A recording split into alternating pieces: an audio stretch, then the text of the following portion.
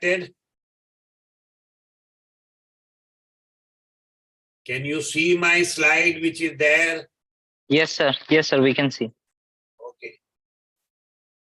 This is how it came to, this is how I collected the x-rays. This was a compound fracture.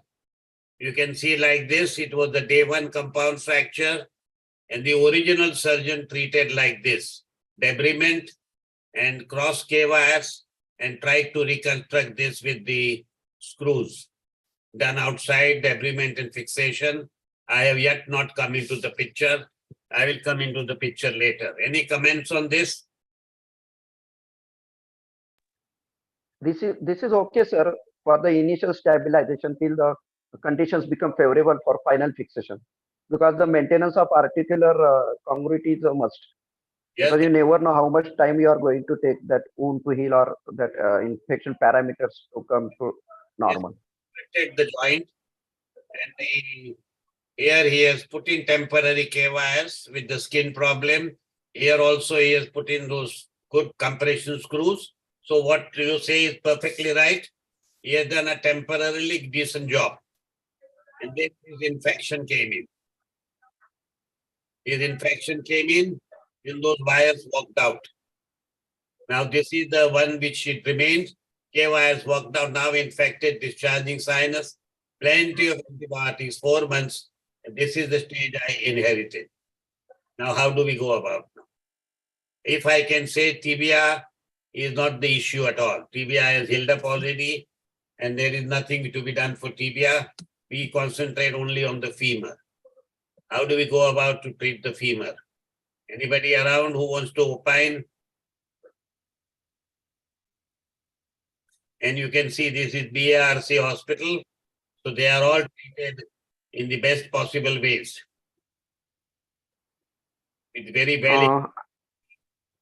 Yes, Nitin, yes. Yes, I think, sir, all the implants from the femur should be removed at present if the sinus is on the femoral side, and should be temporarily fixed with the external fixator for the time being till the infection subsides. Because preliminarily the K-wire fixation and internal intra-articular fixation was okay, but that should have been supplemented by a fixator. Probably that kind of relative instability has favored the infection. I took this CT scan because as you can see, if we had done this without opening it up, only with the radiology, he had done this. So I wanted to do the CT scan. So this is the CT scan. You can see the intra-articular stap here. Right? You can see that? Yes, sir. You are the only one who is there. There is nobody else here. Nitin? Anyway, carry on. So now what do you plan? Sir, fixator with antibiotic beads. Yes. The first is that culture and sensitivity. How do you do the culture and sensitivity?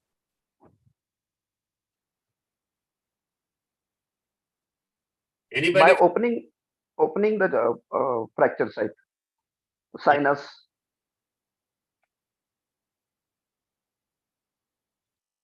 Any precautions before that? He has come with the infection now 4 months. As you can see, I have discussed it.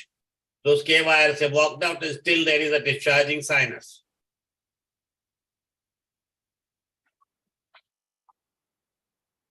So I think obviously we would be stopping the antibiotics at least 15 days, Nitin. Do you get what he is saying? Not that much. 1 week at the most. Do you understand why he is saying this? Why Dr. Chandak is saying that? Yes, sir. 1 week at the most before the final culture sensitivity, we should stop the antibiotic. Not 15 days. It will be too much. Do you think the antibiotic is going to work? Sorry, sir. Do you think that even 1 week or 10 days antibiotics you continue, is it going to be useful? What is the purpose when he is mentioning 2 weeks of abstinence of antibiotics? Any idea what is the purpose of that?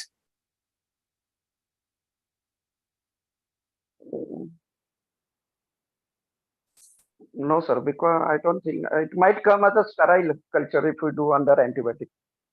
See, the thing is, unless you have a bacterial culture and the sensitivity, you cannot control the infection, because if you go on giving ad hoc antibiotics, then you will be giving meropenem and tegosargocin and all sorts of things without any particular aim.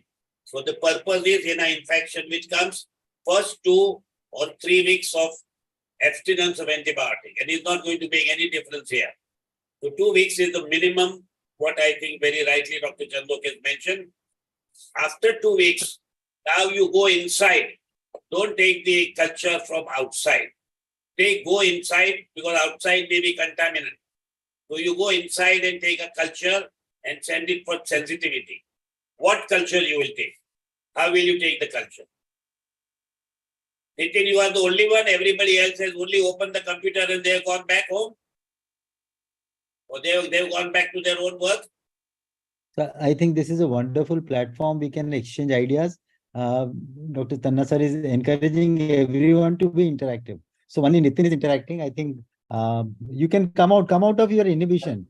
There is nothing right or wrong answer. It is for confirmation of your ideas and our own ideas. Please go ahead.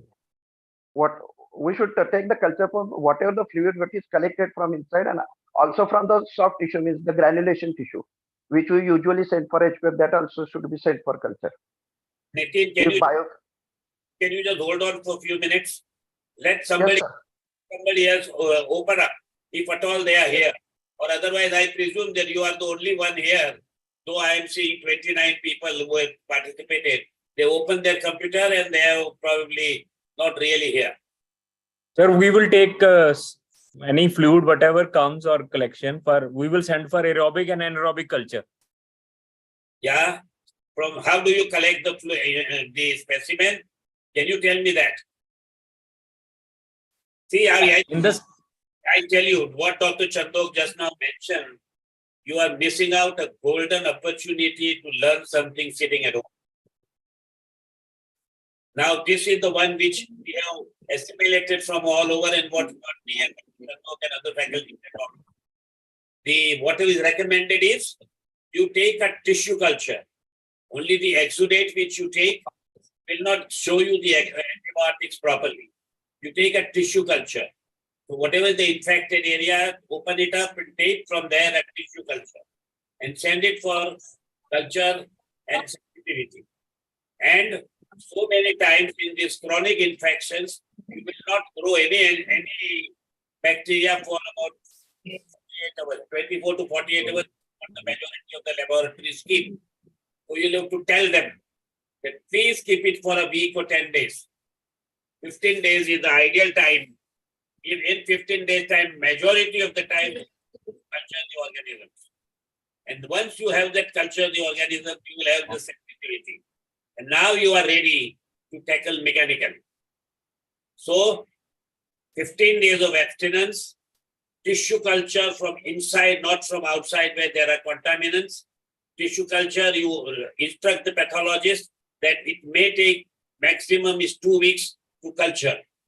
Because if you're not told them, most of the pathology department, they will throw away the tissues after one day or 2 days and saying that there is no culture grown.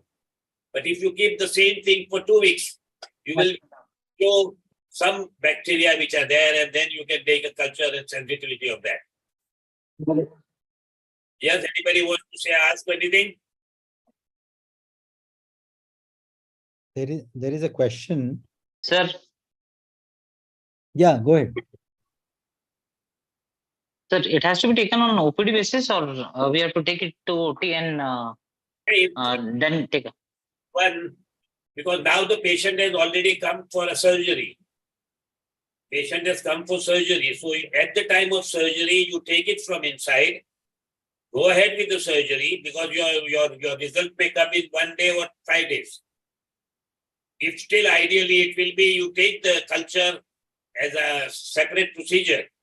And when the culture comes, then only you do the formal surgery. Because for majority of the times, most of the surgeons don't have the patients to wait, or they feel that if you wait long enough, the patient will go away somewhere else And that's the reason in order to not lose the business, majority of the people will go ahead at the same time and do the surgery.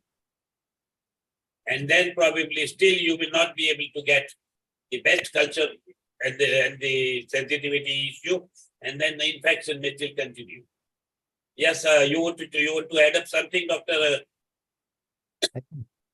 Yes, sir. One more thing. How if we send a gram stain while doing a surgery and then start an empirical antibiotic based on that, how it is? Is it beneficial or how it is, sir? That is the only thing which is beneficial. You give an ad hoc antibiotics, which may not be working at all. And in these chronically infected cases, the antibiotics don't work all the time, unless you know specifically what is working. Otherwise, you will give unnecessary some other antibiotic, meropenem or some higher ones, which you will again develop a complete resistance to that. Yes, Chandok, you want to add up something? I think I totally agree. It has to be very culture specific antibiotic. The question is, if you are taking a patient who is in sepsis, then there is a role of an empirical antibiotic.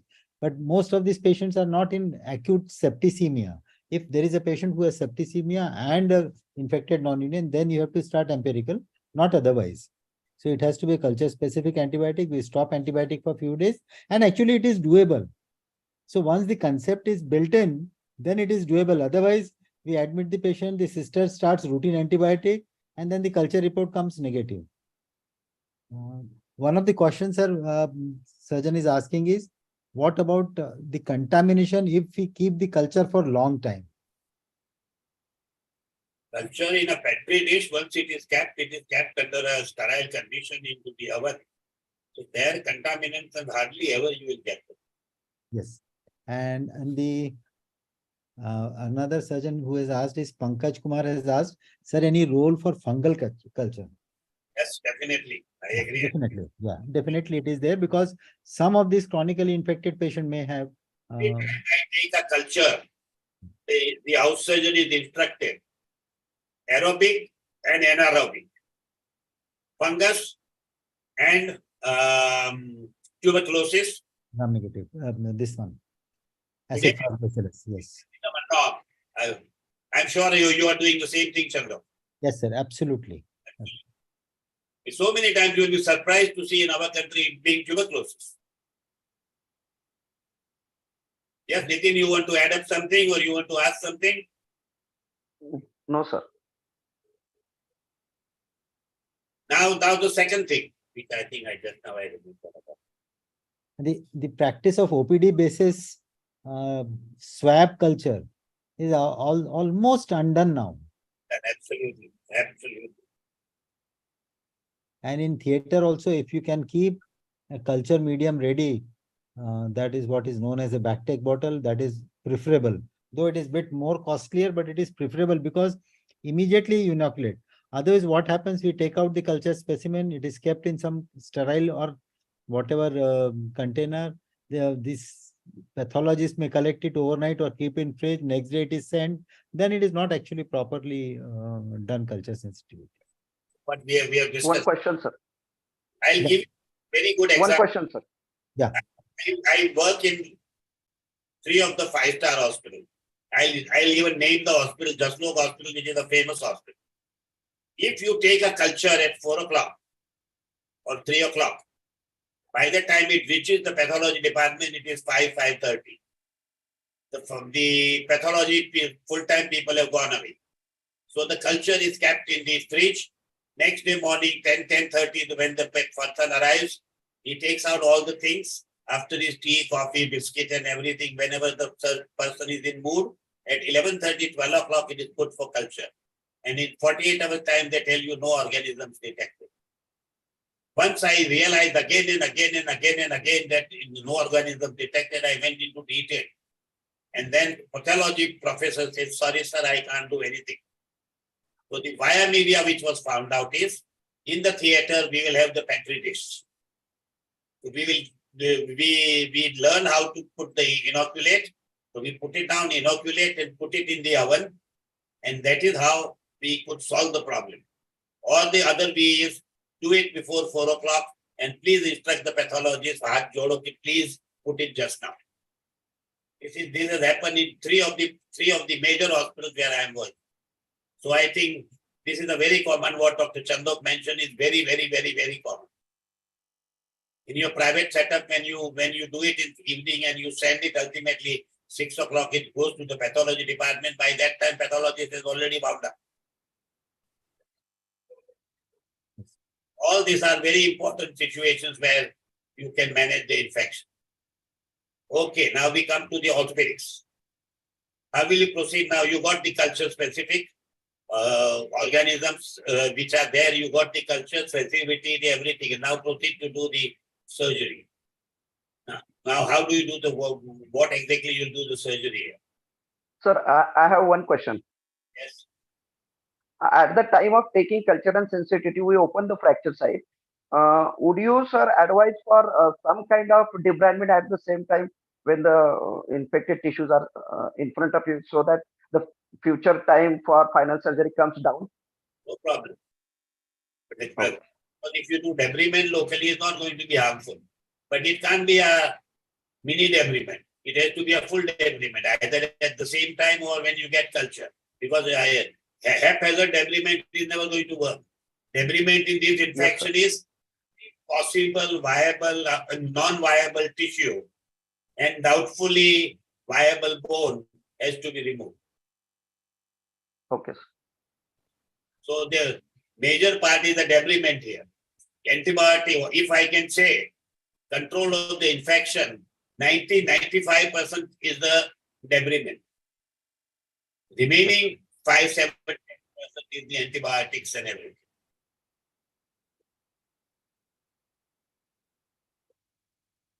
Sir, how to judge the viability of bone? Very good question. That is what I said. If it is any bone which is without any soft tissues attachment, remove them. With the soft tissues, if they are there, but they are absolutely white, probably they are doubtful because there is soft tissues which are there, they are not giving you any supply. So that also as a precautionary, you can take it out. Only ones which are with a good soft tissue coverage and with a good soft tissue, that is the only bone you will keep. Because now you know you are going to need a massive bone graft. Now massive bone graft is 7 in a level or 9 in a level doesn't make a difference. Because majority of the time, the surgeon is hesitant to remove the bone because he says that there will be a big gap and there will be a problem. And that's the reason the infection never comes under control. Chandok, anything you want to add up here? Debridement and everything? No, debridement is definitely one of the most important thing in controlling infection. And the art of debridement is not only taking out simple tissues. So I'm sorry, I have just, I think, shared the screen.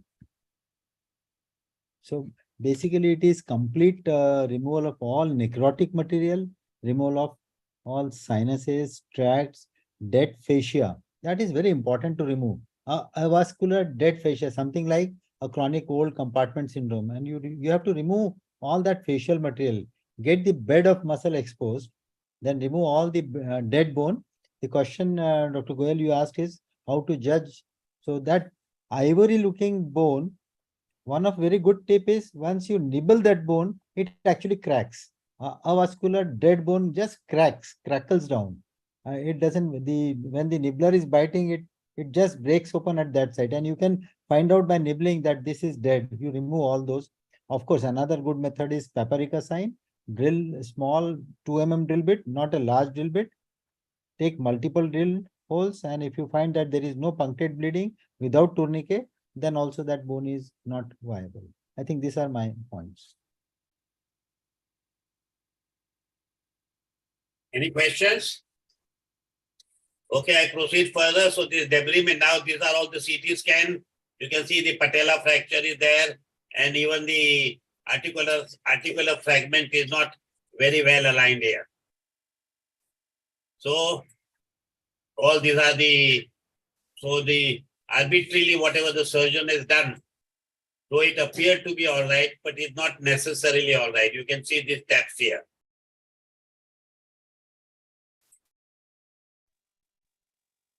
So these are all the CT pictures. Now, hardware removal, debridement, and appropriate antibiotic. This is what we have discussed. So ultimately, this is all which were wounds which were there. The hardware was removed. Hardware was removed, and I kept this patient on a splint. I didn't use an X-fix. I just kept it on a splint because the knee by this time had already become stiff.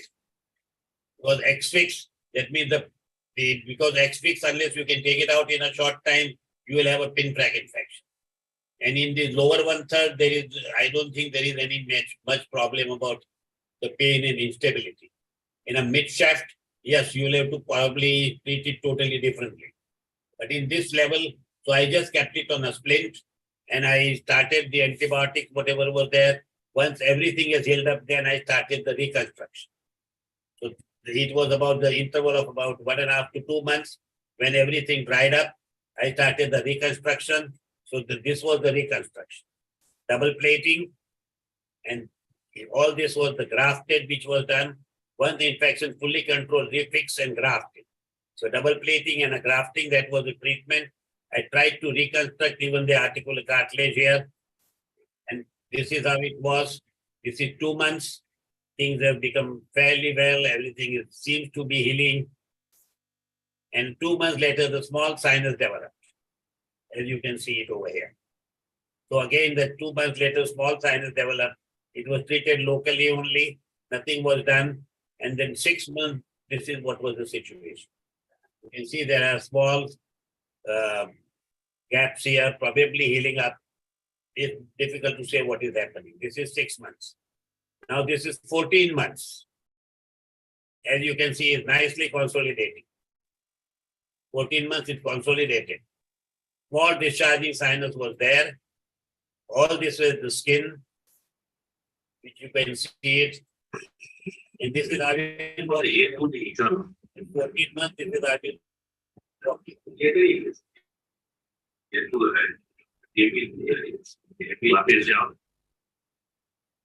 Now this was the skin. This was the range of movement. Okay. This was the range of movement. This was the only range of movement. So now I went in. I removed all the hardware because there was a discharging sinus. There was a small gap which I found here. 1 year, 3 months discharging sinus, so implant removed, and calcium sulfate with antibiotics was put in here, which you can see. This is how it was done. Fracture is held up. This is how it is. After 3 years, all good. This is a good range of movement. Sinus is held up, everything is fine. Picture abhi baki hai. I thought it was over, he was fine, he went around.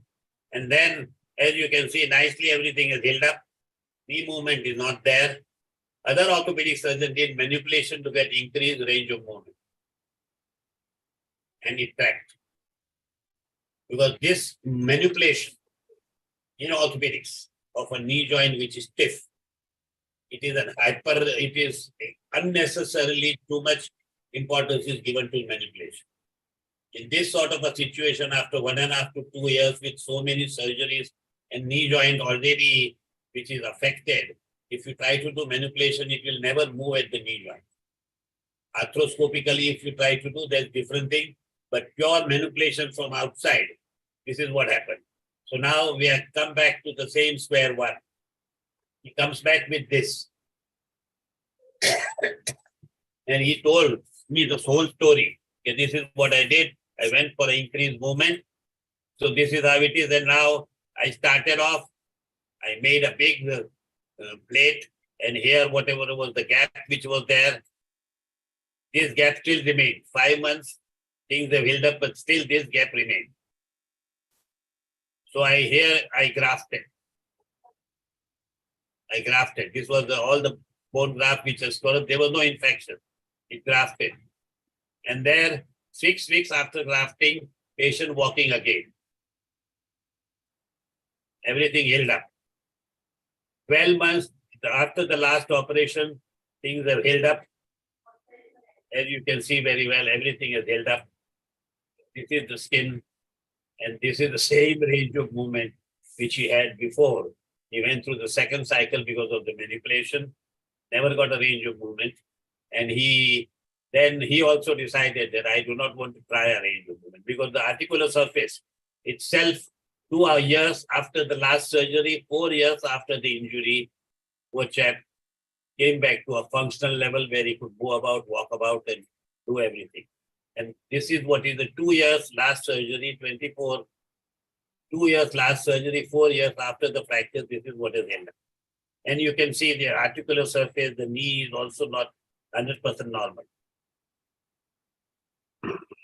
This is how he's walking about 4 years now, he is free, nicely walking about, doing all his work. The range of movement is only that much. This is the range of movement. Original movement before manipulation. Now, final movement after manipulation, if at all, they reduced a little. Any questions, any comments, anything? I think, Aman, Dr. Saraf, you can ask yourself, or I can ask the question on your behalf. Is quadriceps plasty a good option for such stiff knees? Yes. Yes. First, I think if you, now we are entering into the more and more difficult problem, but I will say first is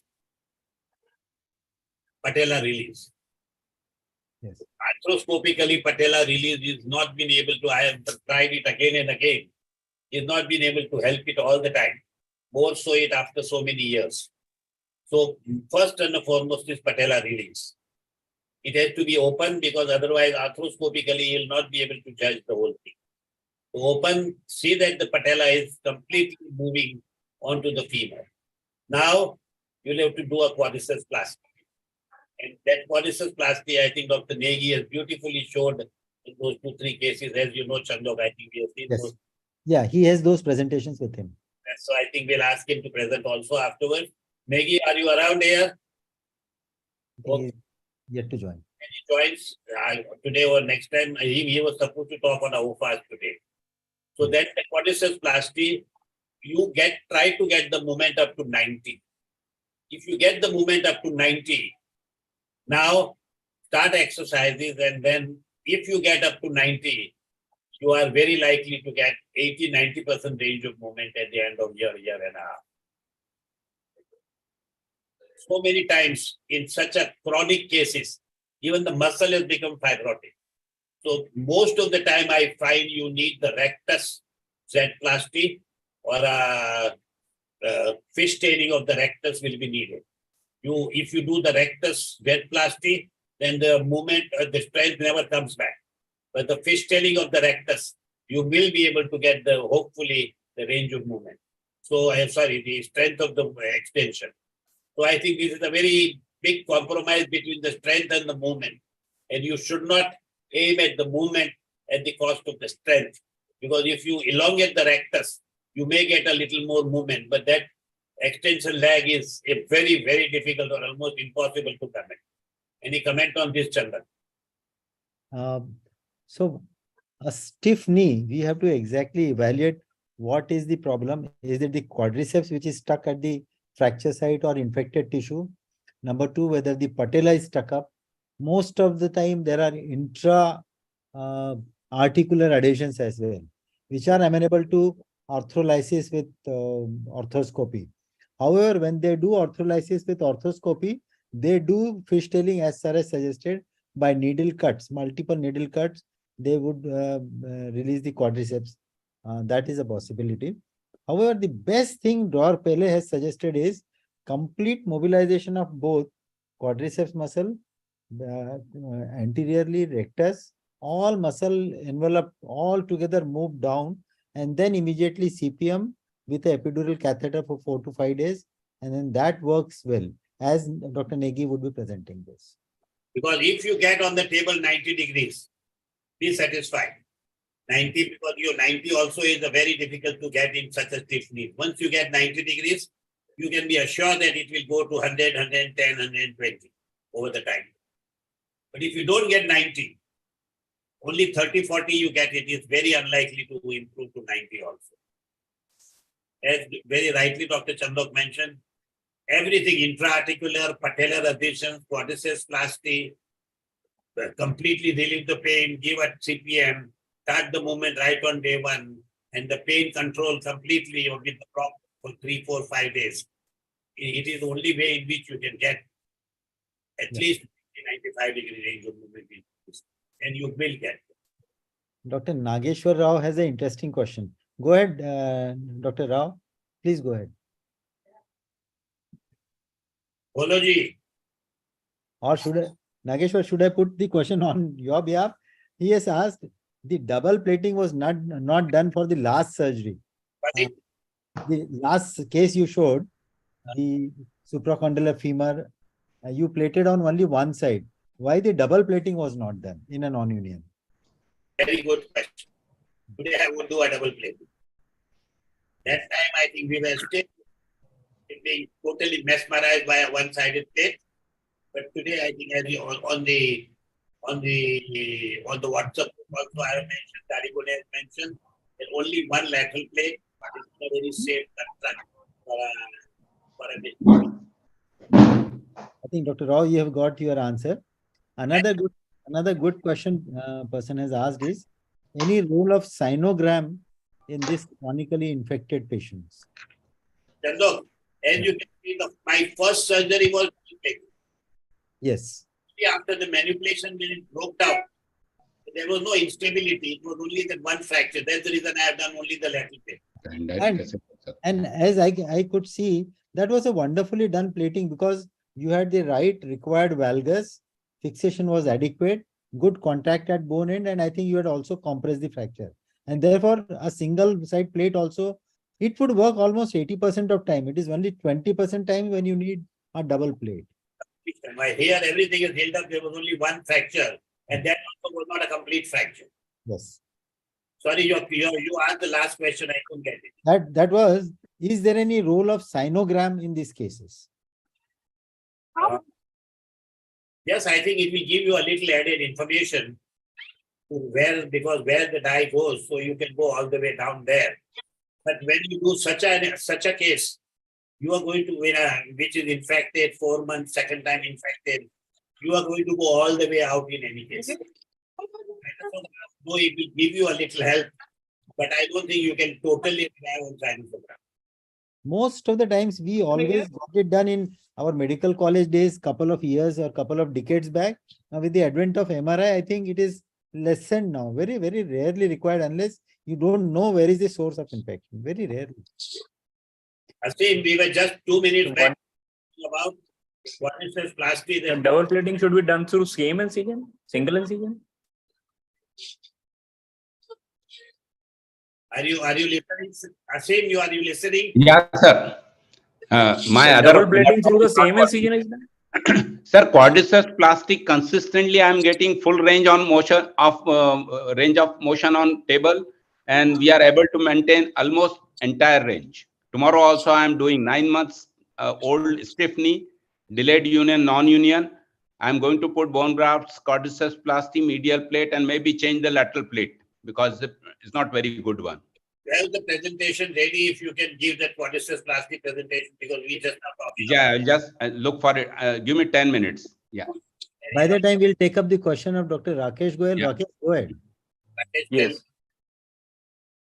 Double plating, sir, that should be done through the same incision, or you would give two separate incisions?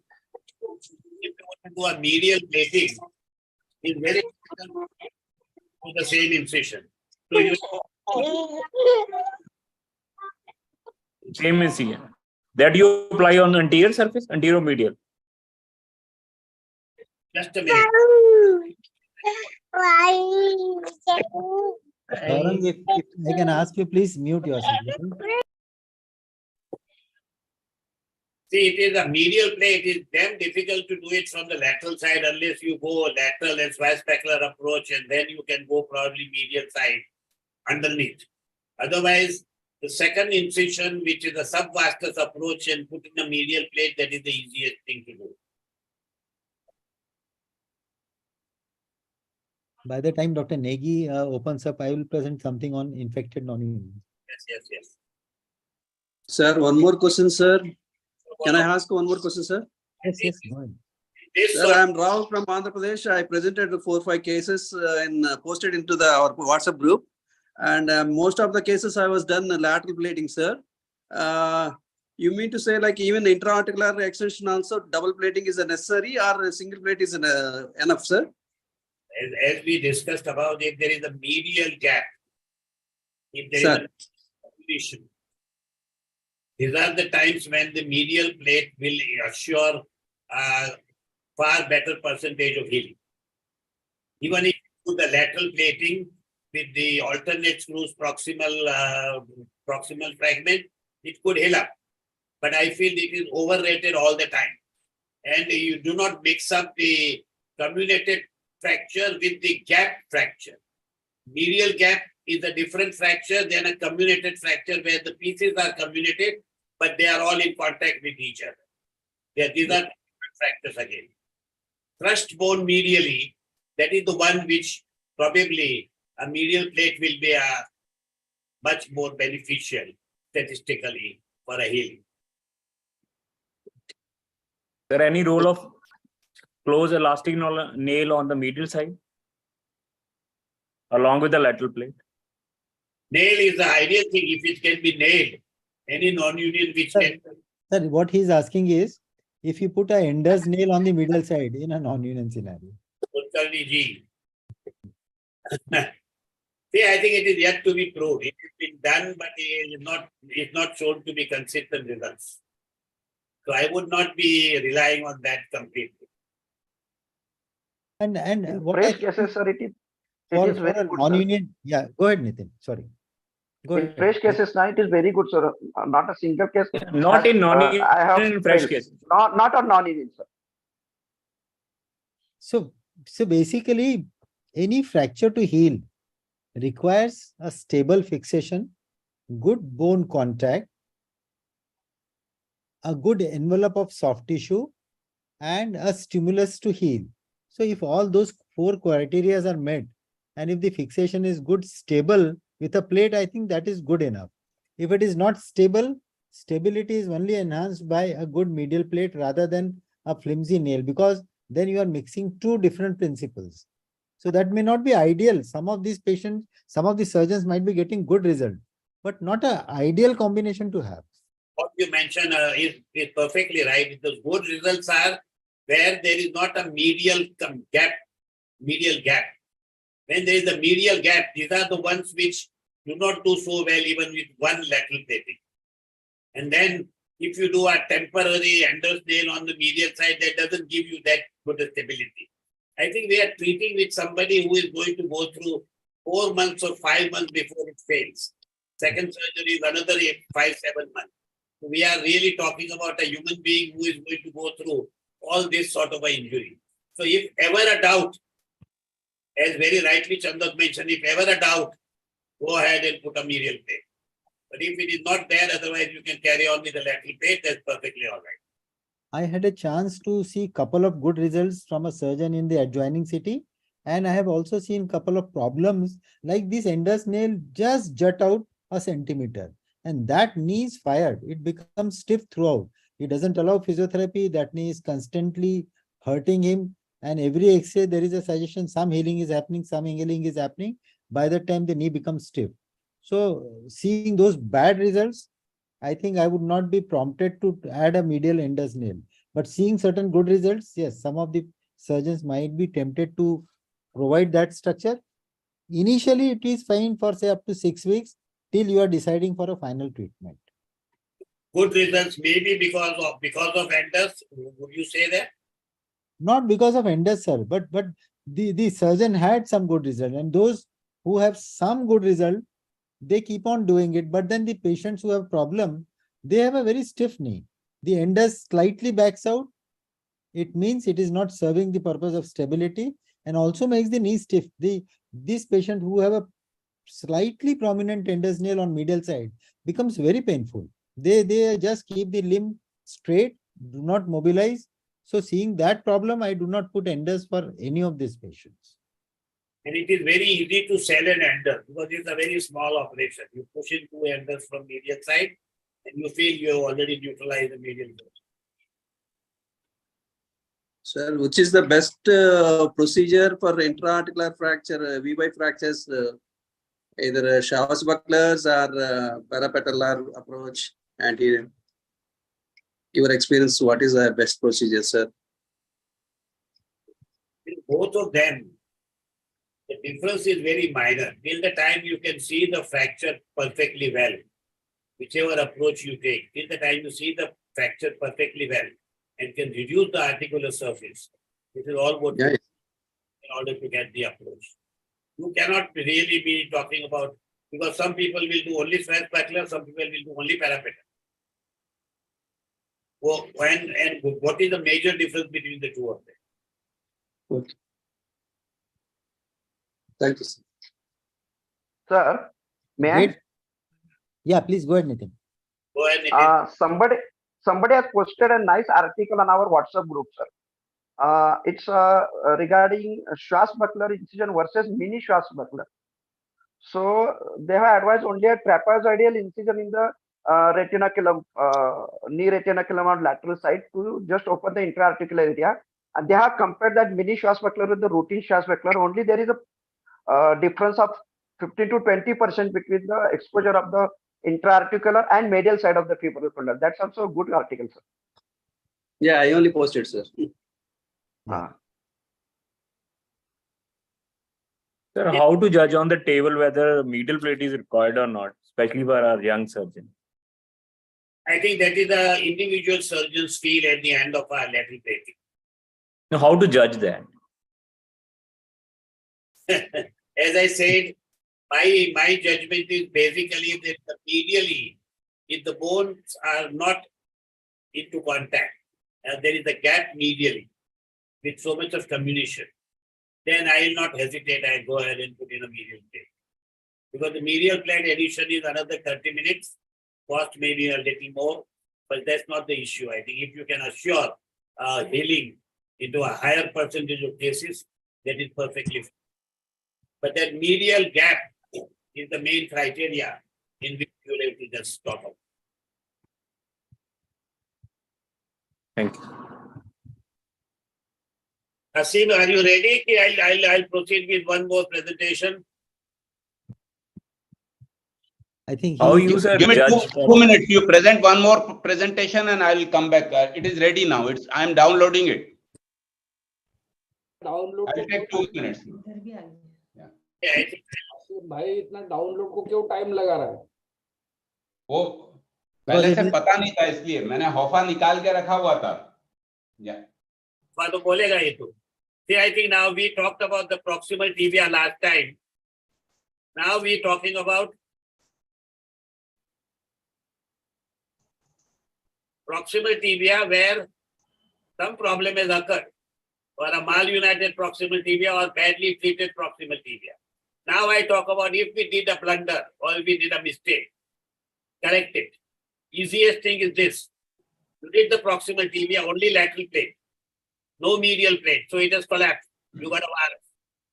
Now you got this virus, do not accept this deformity, correct it early. Unfortunately, our own patients having this deformity may not get that benefit unless he sees somebody else and then he will advise this correction of the deformity. Our own patients, we would tend to feel, no, itme kuch nahi hai, thoda hai. But if you can see here, you correct with the osteotomy and the whole thing is corrected fully well, then probably the knee joint is spared a lot of problems for the future. Or you can see here, all these are the ones. Now the only precaution I would put is this sclerotic bone. When you do the osteotomy through this sort of a sclerotic bone, because here is the fora. When you do this, this takes a long time to heal up. It has healed up completely, but when you cut it and do the thing, so I would strongly suggest here, do the shingling here, even when you're doing it from this sort of a bone, do the shingling here, do an autograft or a BMP if at all you are used to, and then otherwise you will still end up into a delayed union with this sclerosed bone there. That is my only observation. Now here you can see this, only the lateral plate which was in fashion at one stage. So, and still today many people do the lateral plate when there is a medial fracture. You need a double plating here. So then you can, all this you can easily correct. You see the thing, you see the cora. You see the cora. Here is the one which you correct it. And once you can correct it, here is the cora, as you can see here. Line between this tibia and line here. This is the cora. Corrected the cora. Do the osteotomy. Get the correction. Fibular osteotomy, because this fracture is held up. So do the fibular osteotomy. Not at the same level as the tibial correction osteotomy. And this will heal up perfectly well, and you will have a much better knee joint for the future to come. Now here was the fracture, operated 25 years back. This was the CT scan. This is the operation which was done for this. Surgeon was lazy. He did this tibial traction, as you can see. Somehow this X-ray was taken. He did the tibial traction. This is how it was done. 4 months, it was 4 months, not 4 years, sorry. This is not a functional, it needs correction. If not for immediate function, then for a future TKR. Because even for this future TKR is going to be more difficult. So this is the one which I took it up many years back. Here was the deformity. This was the flexion deformity which was there. And pain all the time. There was some amount of fraction which was there. So first is the tracing. You do the tracing. Here is the one which is overlapping. Here is the fracture. As you can see, there is another fracture here. So here is the cora. This is the axis of the femur, this is the axis of the tibia, and here is the cora. So this is where the osteotomy will come. So once you have decided this is where the osteotomy, 3 inches or whatever is the time from the articular surface, this is the osteotomy. 7 centimeters below the articular surface is the osteotomy. So now once having done the osteotomy, now you have to plan out from the lateral view. So here it is, you've done the osteotomy, correct the osteotomy, and you have corrected the axis. So now here is in a lateral view. This you can see the lateral view. So in a lateral view, you can see this is the one which has gone in part 2 extension. So this is how ultimately you will have to correct this. So this is how it is corrected. Now once you corrected it, so here is the osteotomy which you corrected it now in both the planes. You can see there is a gap here which you will see. You will see the gap here. When you corrected and put in the plate, you will see the gaps here. You put in the plate, you can see the gap here. And then all corrections have been done. You can see from here, this full correction, this was the gap which was filled up with the bone graft. This is how ultimately it was fully corrected. This is how it was fully corrected. You had the range of movement and it was straight. Patient was functional, moving about, walking about. So much of the knee bending. If ever he needs the TKR in future, or even arthrodesis in future, he can undergo that. But at the moment, everything is perfectly all right. He was moving about and walking about. He's better than what he was before, but never normal. So this is 0 to 60 degree was the range of movement, and the axis and everything is corrected from this region. Now this depression which is there, which probably today I would have elevated this and tried to get it straight. Here was the second case, neglected 6 weeks after conservative things. You can see you cannot conserve this. This is the medial side. This is the CT scan. You can see the CT scan. And there is a big step into the fracture. So you cannot conserve this. Now, once you open it up here, there is a MCL which is here. So this is what you will have to plan it out. So no need space to do all this. MCL will be in the way. So the osteotomy is the medial epicondyle and take away the MCL. So here it is. MCL is taken out, osteotomy and MCL is removed. So the whole epicondylar osteotomy exposure, MCL is removed, and you can see the gap. Once a week seen, you can see the gap beautifully. Now correct this gap, temporary wires. You've corrected the gap now. Temporary wires, you can see you have corrected temporary wires. Everything has been done properly, plated, and reintroduced the epicondylar osteotomy. And this is how it is the final result. But then there was a stiffness which was there. So after 2 years, arthroscopic release was done and there is a full range of movement could be achieved. So this is what you can do it. In such a tibial fracture, there is never you will probably never need the release of the quadriceps. This is the tibial fracture which was this malunited which was operated. There is an arthroscopy could do the majority of the job. So once now this One question, sir. We expect, yes, please. How was the lateral ligament was? It was osteotomy was done or it was stripped of the bone and then reattached? Medial collateral ligament. Medial collateral ligament. You can see every surgery is on the medial side. It was ours from the medial femoral condyle. Yeah, you can see here. Here is the medial epicondylar osteotomy, MCL, which is here. That is how it has been released. Okay. Nitin, Okay, this is a approach for the treatment of that fracture. Because otherwise it was difficult to approach this fracture. Okay, sir.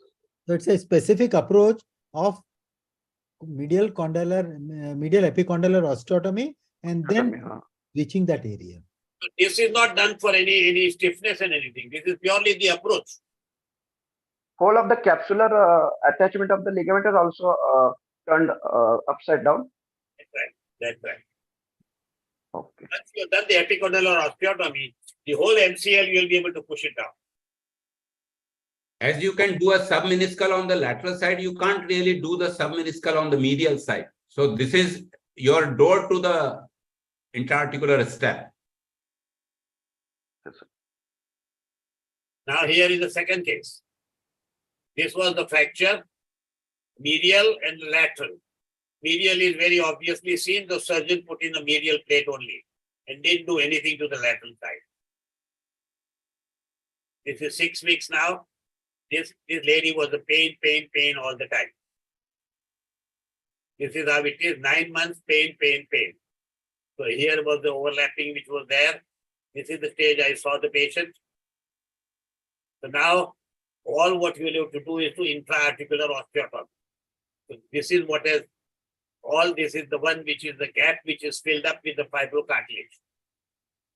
So go to intra-articular, do the osteotomy, remove this fibrocartilage. Now having this fragment which has been separated out, it is compressed, leg screw, and this is how it is been. Now here, whatever they try to elevate it to certain extent, even after osteotomy couldn't be elevated fully. But whatever this was being elevated, this is 1 year now. And this is the full range of movement which the patient has. All these are the ones which are salvable. Probably as the years pass by, you may be able to do still a better job here. But as you can see, this is now come back into the position. Originally, you can see it was this female lateral condyle was overflowing so much. Now it has come back in its own position. Now here was the third case. Surgeon did only these few screws, and this is not going to work. So that's the reason you have to go down and do the correction here. You could go down, do the correction, do the lateral plate there. This one, probably the medial plating wasn't needed because it had become already stiffened out over here. Now here was the case, 27-year-old.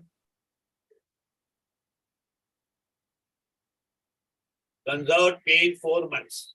Now how will you handle this? Anybody, Nitin, you want to comment on this? 4 months, this is, you can see it is undisplaced, so it was conserved. First, I will go for CT scan, sir, to know the status of union. This is a CT scan. What you say is absolutely right. This is a CT scan. You can see the gap here. All this is depressed. You can see this? Yes, sir. You're seeing it, no? Yes, Yeah. sir. So this is depressed and this is fracture is not united, but there is a big gap here. And you can see the overflowing of the lateral condyle. Here is the fracture which is seen. So I went ahead, identified the fracture, opened up the fracture. You can see I opened up the fracture now.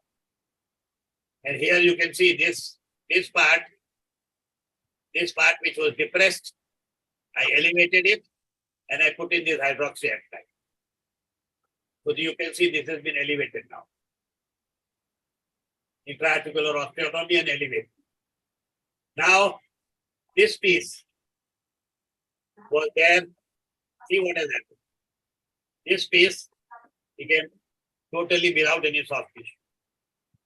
It came here on the table only. It didn't go down on the floor, but it came down on the table. So this is how it is, and this is what was the picture. Where I was elevating it, as you can see, when I was elevating it, I elevated the articular surface, and here where I filled it up, that is the time this piece came out. So my surgery became easy, but this piece which came out, completely out.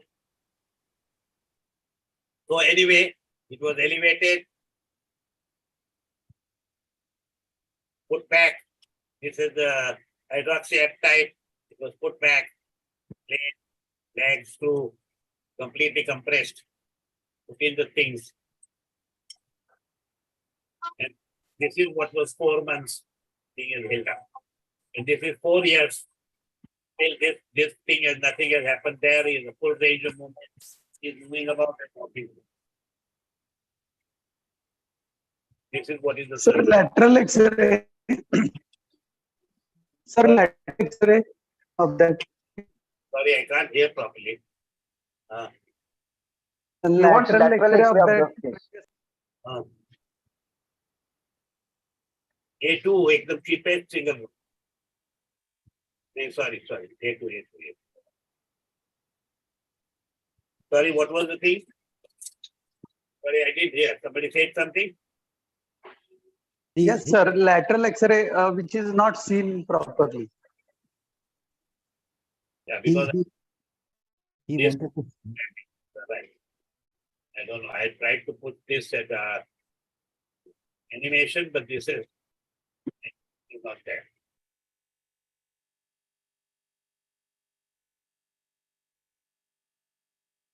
Here is the lateral X.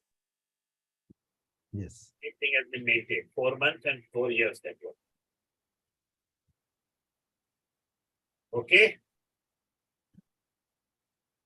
Okay, sir. Now here in the other case. Sir, excuse me, sir. Tanna, sir. Yes, tell me. In this last case, your depression and that piece on that CT scan was fairly posterior. So how could you access it with standard anterolateral approach? You go back to the CT scan. Before surgery CT scan.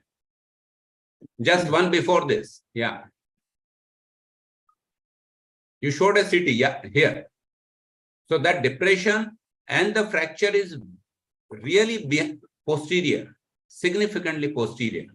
This is the cut which. Yeah. But it wasn't. Okay. Yeah. So could be seen by standard submeniscal. You can see here.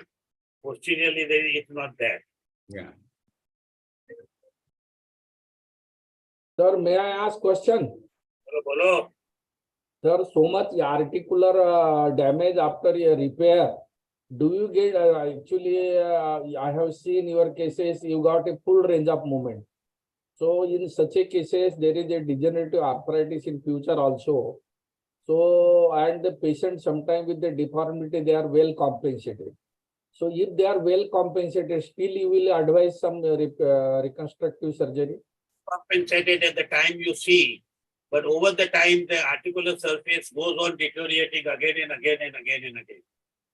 So these things will also get early osteoarthritis, but he'll carry on for a much longer time. It has been well recorded also, and it has been observed also well. what you say is also true, that we have been tackling intra-articular osteotomy. So this is also injured partially.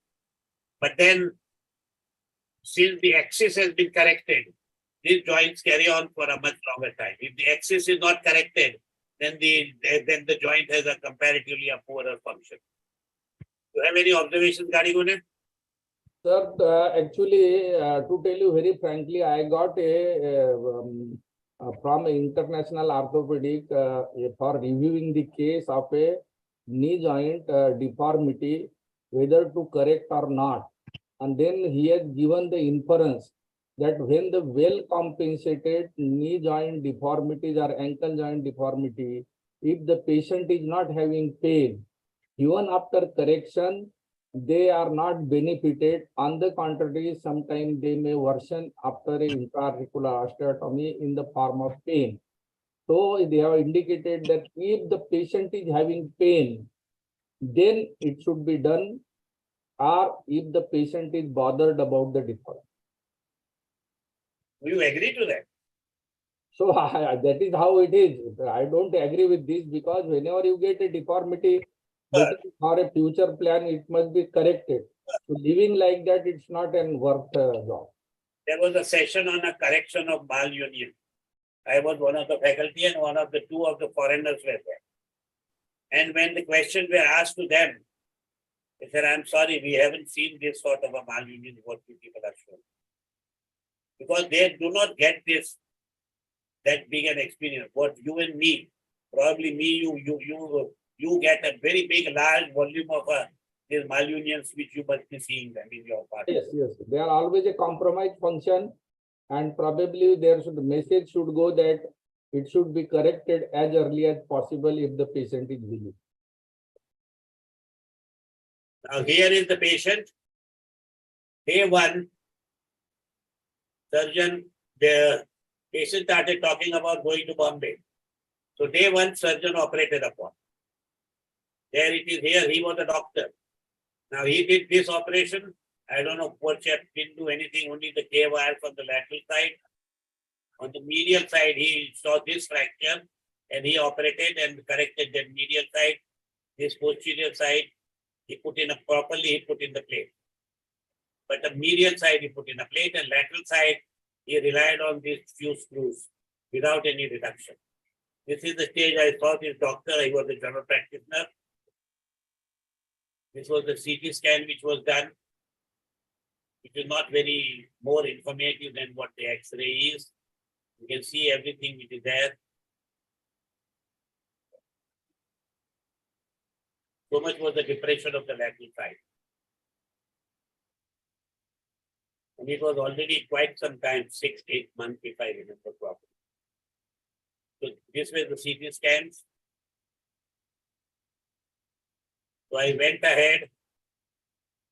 I corrected that depression, elevated the depression, put in the bone graft, put in screw, corrected this completely. This posterior plate also I corrected it a little. So I thought was slightly improved upon. So this was the lateral plate, this was the medial plate, the slope was established. This is how we held up. And I felt this was a very I think all this has been elevated and put in. This is how it appeared to be with the elevations and all. This is how is the last X-ray.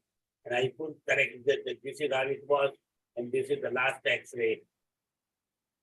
Function-wise, there was great improvement, but I am not very happy with the last X-ray. As you can see over here, this depression was corrected. The overflowing of the TBI, still I couldn't correct it properly. This posteriorly, it was there, it has been corrected. But the patient had an excellent range of movement. The range of movement, you will get it even in a fully malmoving state. Range of movement is not the right thing. But I feel distribution is not very good. It's probably studious time, you will start getting it strong. It is already about 8 years, 9 years, I think. 2015, I think, if I saw the X-ray. There was some date on it first.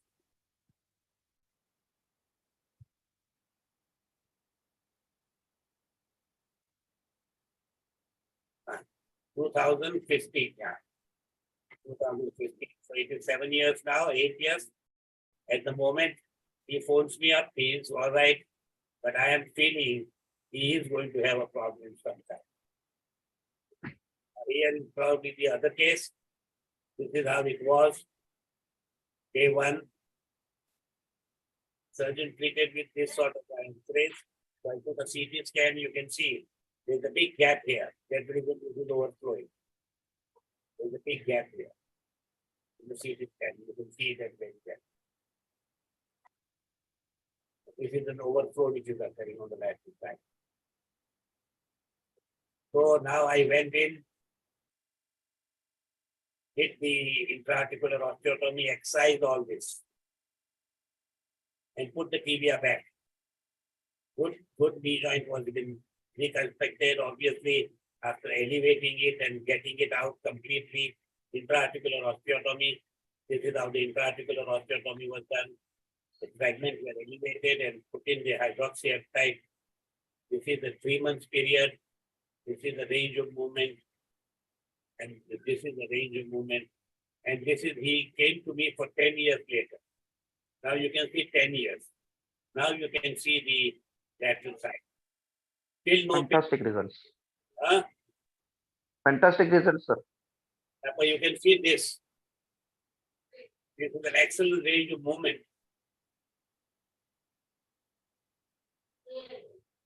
He has a full range of movement. He has no problem. He had come for some other problem. This is the range of movement, post-op movement 10 years later. So I feel that it is always worth an intraarticular osteotomy does not harm if you can reconstruct.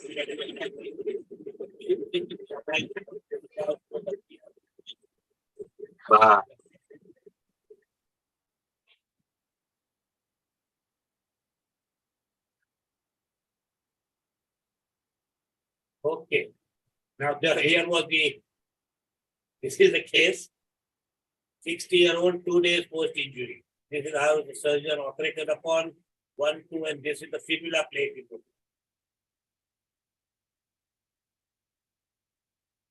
Fibula plate, so you can expect he had a palsy, little public palsy and a foot drop. This is the stage I saw it 2 days later. And all this artificial, these were not giving me a good image. So I felt I'll not be able to treat him adequately. So all these were the access. I didn't want to do any at one stage because I didn't know about the infection. So I wanted a better CT without an implant. So I went down and I removed the implant. And I did this is the X-ray after removal of the implant. And after removal of the implant, I just tried to correct and see the X-ray. I could get a decent correction. Here you can see the corrections and all which is there. I tried reduction for my future reference. This is what is the intra-operative. Now I got a CT scan. This is a common peroneal nerve which the radiologist shows. It is under side of previous cortical screw and common peroneal nerve which has been compressed here. This is how the CT was there afterwards without the hardware. This was the 3D. You can see the badly comminuted. So I went down posteriorly, medially, elevated it, put the whole thing, removed the fibula plate, and this is what it was. Good range of movement. This is the final result.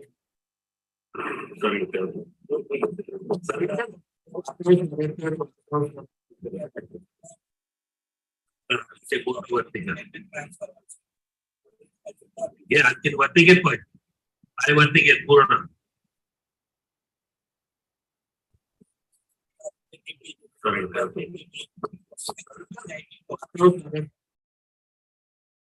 18 months, no pain, but fracture not healed. अभी क्या करेगा? You can see 18 months. Anybody has a suggestion? There is a definite fracture line which is seen. His screws have broken down. He is walking about, but this is the X-ray. His screws are broken down. Now what?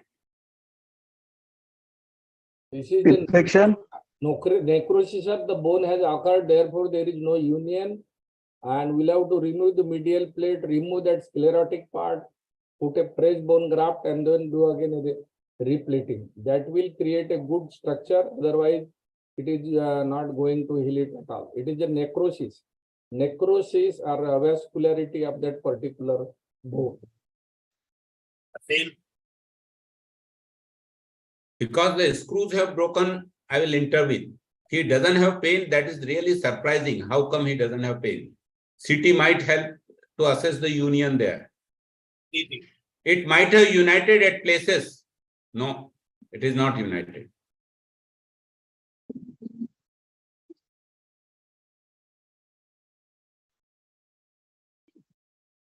No pain, 18 months, no pain, I did nothing. I did nothing. 25 months, everything is healed up. So revascularization occurred, therefore it has healed up. Revascularization, creeping substitution and revascularization helped this patient. So he has a full range of movement, but you can see this. Now over the time, some collapses occur. This is collapsing. 25 months. This future, I think, is not that very good. At the moment, is very good, but the future is not very good.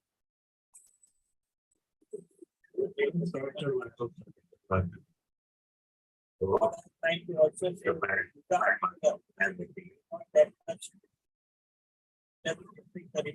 all the time, and tendon graft, tendon transfer for a foot drop gives you a fairly good result.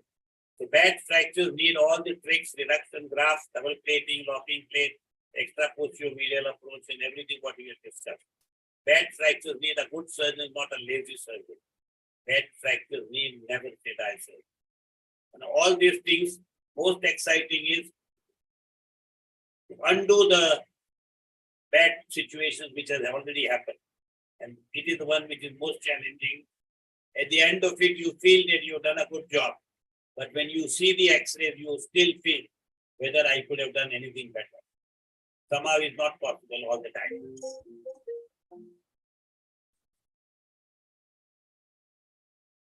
I'll just phone you in 5 minutes. Just hold on. Never trust all what we say all the time. It may be true in our hands at times, not all the time. All the time. That's it. Very important statement. Okay, Steve, can you carry on? Yes, sir. Yeah. You show that case and then OPAS, whatever you Yeah. Sir, why fibular plating was done in that case? उसकी मर्जी आप क्या कर सकता तू उसकी मर्जी ये तो one more fracture to fix.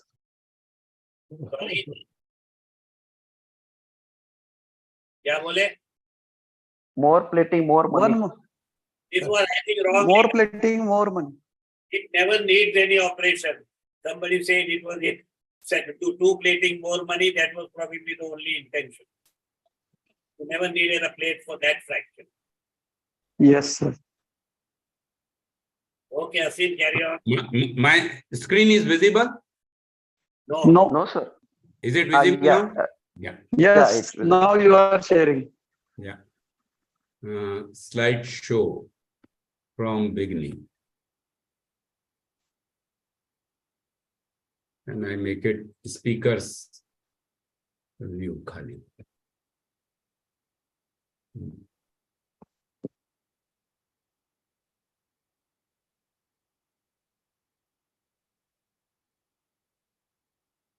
Yeah. My patient is a 4-year-old post-traumatic stiff knee, 22-year-old male, road traffic accident. He also had head injury, which explains the massive bone formation there probably. 3 years post-injury, his implants were removed, but nothing was done to mobilize his stiff knee. So that is after removal of the implant. 4 years post-injury has got 0 to 15 degree movement. It's very difficult to carry out activities of daily living. That's the X-ray. We operated under epidural, combined epidural and spinal. You should prep and grab the patient from umbilicus to ankle in floppy lateral position, but the surgery is done with the patient supine. So, and a sandbag beneath the hip. There is a video there. Assess the range of motion under anesthesia. It hasn't really increased from the one seen in the clinic. Infiltrate saline adrenaline all along the surgical field, which is going to be a really long incision.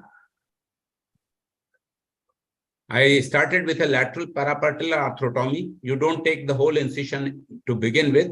Do the distal part first. Lateral parapatellar arthrotomy, incise the lateral retinacula from superior lateral corner of patella to the lateral aspect of its lower pole, right from here up to here. Then you restore the lateral recess. You open up this space between the lateral intermuscular septum and the lateral surface of femur.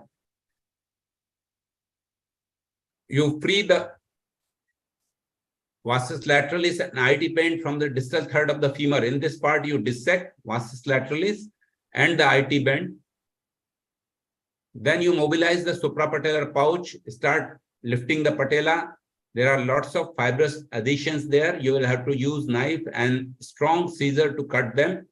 Sometimes cautery at a low level.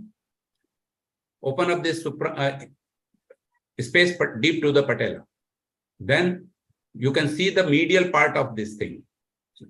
Cut the fibrous tissue in the medial part as much as you can see, and gradually you will get more and more range, as you can see on the picture on the right. Slowly the range is increasing. This anterior interval, what books they describe, this is the region of the knee posterior to infrapatellar fat pad here, inside, and anterior to the anterior superior aspect of the tibial plateau. So that area you have to release all the adhesions. Further, little more movement will happen. Many times I can do the whole medial release if it's not a difficult case through the lateral incision alone. This part which I did here with the medial subvastus, in at least half the cases I can do that with the lateral incision alone. Here it was really tough tissue, so I took a medial subvastus approach, released the medial patellar retinacula while protecting the insertion of vastus medialis on the superomedial corner of the patella here. Don't cut that. You restore the medial recess. As you restore the lateral recess, you restore this medial recess. Separate the lateral medial intermuscular septum from the bony surfaces there. You free the vastus lateralis from the distal third. Part finger dissection, part periosteum, part tough scissor to lift the muscle off the bone without really cutting the muscle fibers. Then we extended the incision proximally. You dissect the vastus lateralis from the lateral intermuscular septum. We are going towards the greater truncatum now in the mid-third. Gently you expose myositis mass. Usually there is a plane between the muscle and the periosteum over that mass. So you stay beneath the muscle there. Start excising bone bump on anterior and anteromedial surface. As you go closer to the femoral artery and the vein area, you have to be very careful not to damage any neurovascular structure. Detach the tendinous origin of vastus intermedius and vastus medialis from the trochanteric ridge. So proximally now we have reached up to GT, the origin of vastus intermedius and medialis there. In between part of the vastus has been retained, and the perforators in the middle here and the distal part, they have not been cauterized. So some vascularity to the vastus lateralis has been preserved because we made window, a distal window and the proximal window. In between we left the muscle, though we lifted it off the surface of the femur in this part. So the muscle is free floating, but its vascularity is reasonably preserved. Then you separate the entire cortices from the anterior surface of femur extra periosteally, leaving a layer of fat. You don't want to be subperiosteal. You want to leave a soft tissue layer over the bone so that it doesn't get stuck up again. Vastus latalis origin in the middle part, as you can see here, very well is preserved along with the perforators there. This IT band is very tight. As you flex the knee, you can feel the tightness there and release it by making multiple Z cuts. You don't excise it. You make multiple Z cuts so that it goes on lengthening, but the continuity is maintained. Now I have got almost 90-95 degree of knee flexion. Then you flex the knee beyond 90 degree and feel for the rectus tightness proximally. It was very tight. If you remember, for polio patient, we used to do Sauter's release and all those things. That was percutaneous. Here, it's not going to work. So we took an incision over that part, anterior part of the Smith P approach, developed a plane between sartorius and TFL, and we dissected the tendinous origin of rectus and released only the tendinous part under vision. The really tight band, we could cut it millimeter by millimeter and suddenly it popped. So there was a distal slide of the whole thing and movement further increased. You release the facial origin of the TFL, retain the muscle fibers. Again, go back down and check the medial and lateral paraparatal wounds for any tight bands there. If they are there, then you just release those tight bands, but retain the vastus medialis and the lateralis muscle fiber part. Now we are almost up to 125, 130 degree.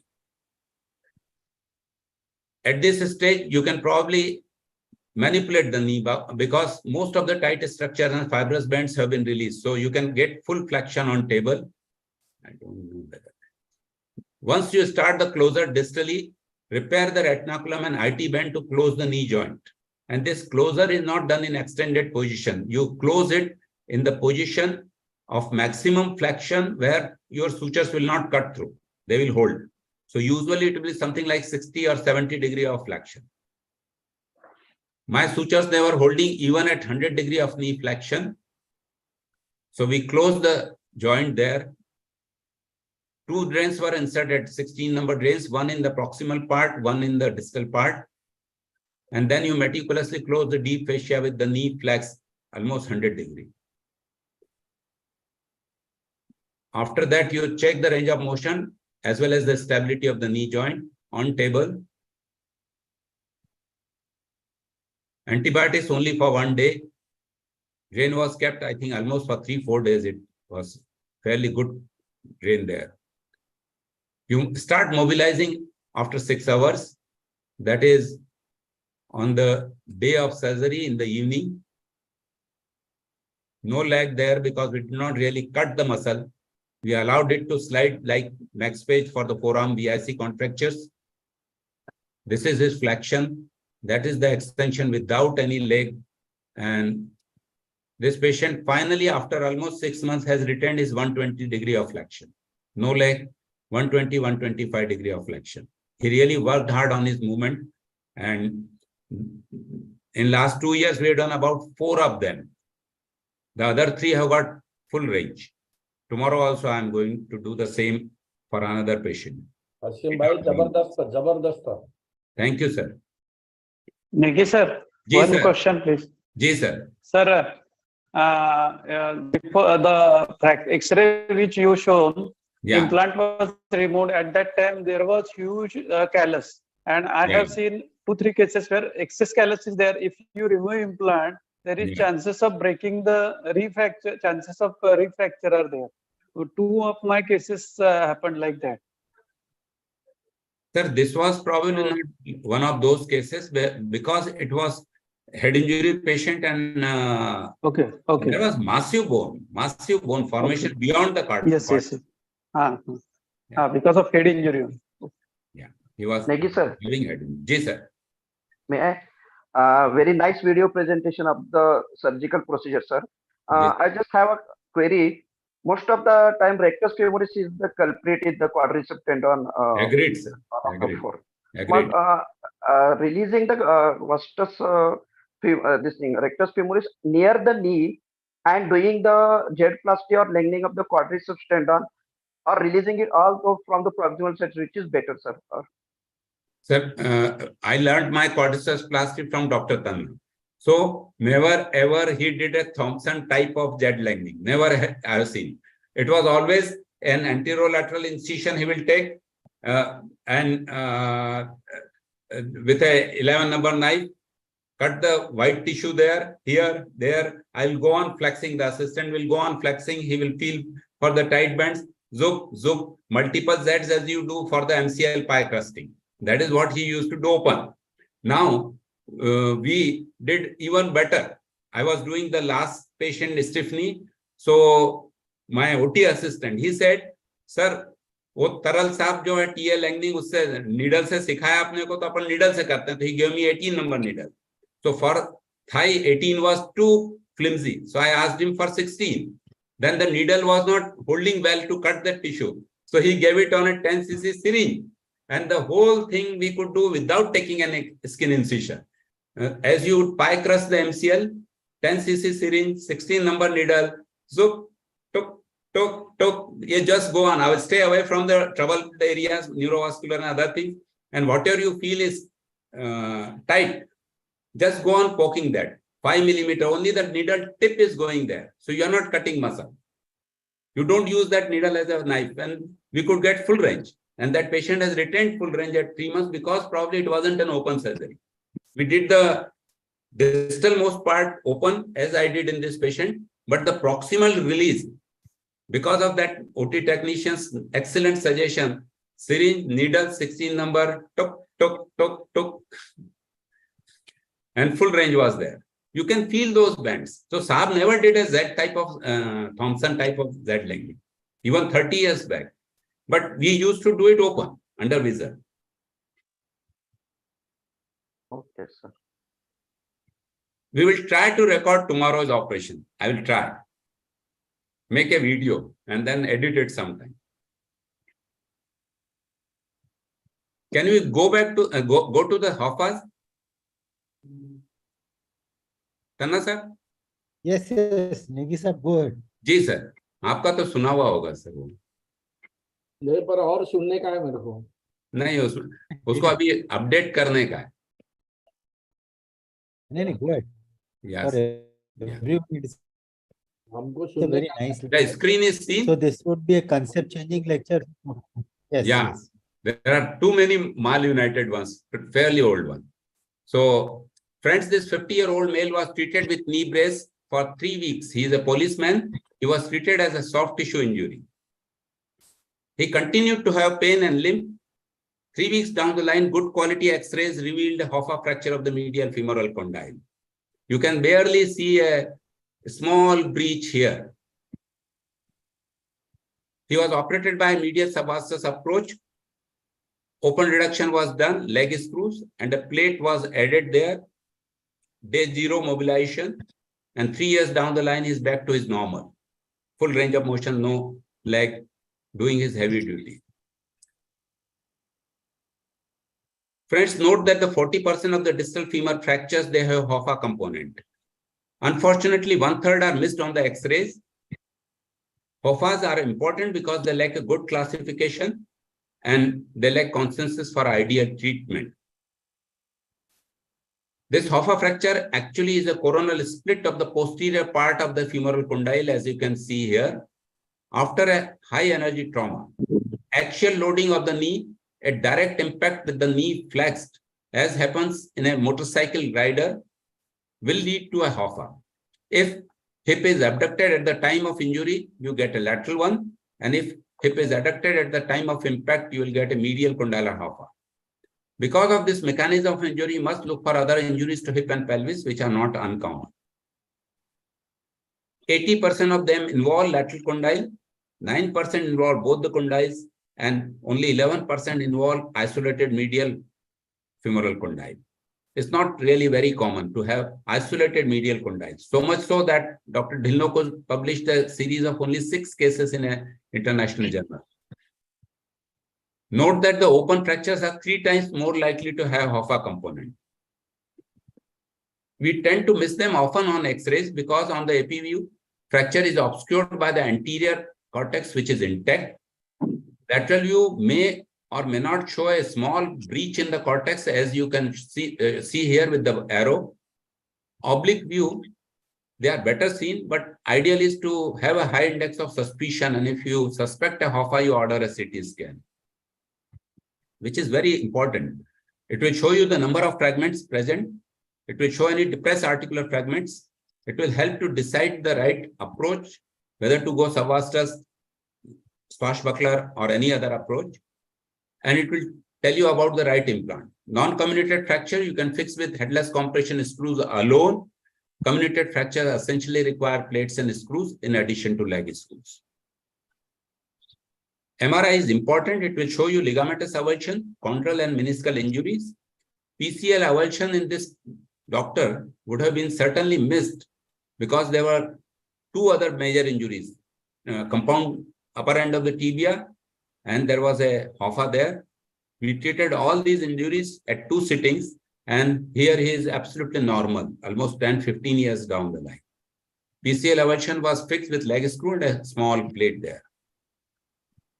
In the AO classification, this is 3.3, 0.2 for the one-sided HOFA and B3.3 for the bilateral HOFA. The AO classification I really don't like because it's not easy to use or communicate. It doesn't help planning of treatment, doesn't help prognostication. So I find it really useless. A better classification is given by Dr. Bagaria and Dr. Chandaksa, where the type 1 is a fracture where fracture line of the HOFA is going just parallel to the posterior femoral cortex. Obviously, the HOFA fragment is more than 1 inch size. You can use your AP leg screws very safely, and the approach will be medial or lateral parapetal. Type 2 is where the fracture line for the HOFA is going way behind the posterior femoral cortex here. It's way behind that. The fragment is obviously very small, much smaller than 2.5. You ought to use posterior anterior leg screws on the medial side by subvastus and on the lateral side by swashbuckler, as we did for these 2 patients. For type 3, it's a comminuted fracture and you ought to use leg screws and a combination of plate and other hardware.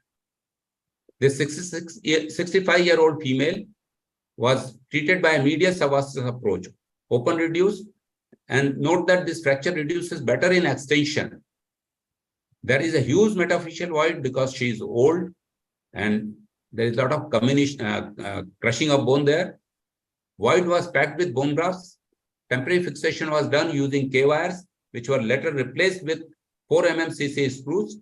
And there was in addition, there is a 3.5 locking plate.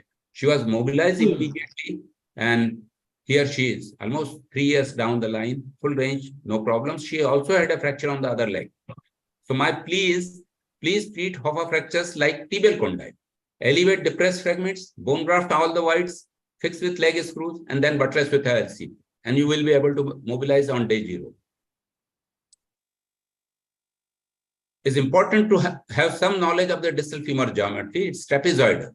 Note that this medial cortex of the femur slopes 25-degree outward, and hence leg screw to fix this medial femoral HOFA has to start almost in the trochlear groove. People tend to start closer to the medial border, which is wrong.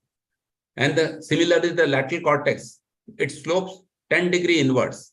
So this should be the trajectory for the leg screw for the lateral HOFA. AP screws are useful if the HOFA fragment is large. They are easy to pass, need less soft tissue dissection, and there is no risk of neurovascular injury. So everything is hunky-dory. But for a small HOFA fragment, AP screws can cause distraction at the fracture site because threads are not crossing, or the screw may entirely miss the fracture fragment, has no purchase in this. For a small HOFA fragment, you need PA screws. They are biomechanically superior. They decrease the risk of shifting when loaded vertically. Whether you pass AP or PA screws, don't forget to recess all the screw heads beneath the articular cartilage. People often use 6.5 mm leg screws, claiming that they have better pull-out strength. Never, ever in last 30 years I have used 6.5 leg screws. There are many disadvantages. A small HOFA fragment can get splintered. They certainly cause more damage to the articular surface.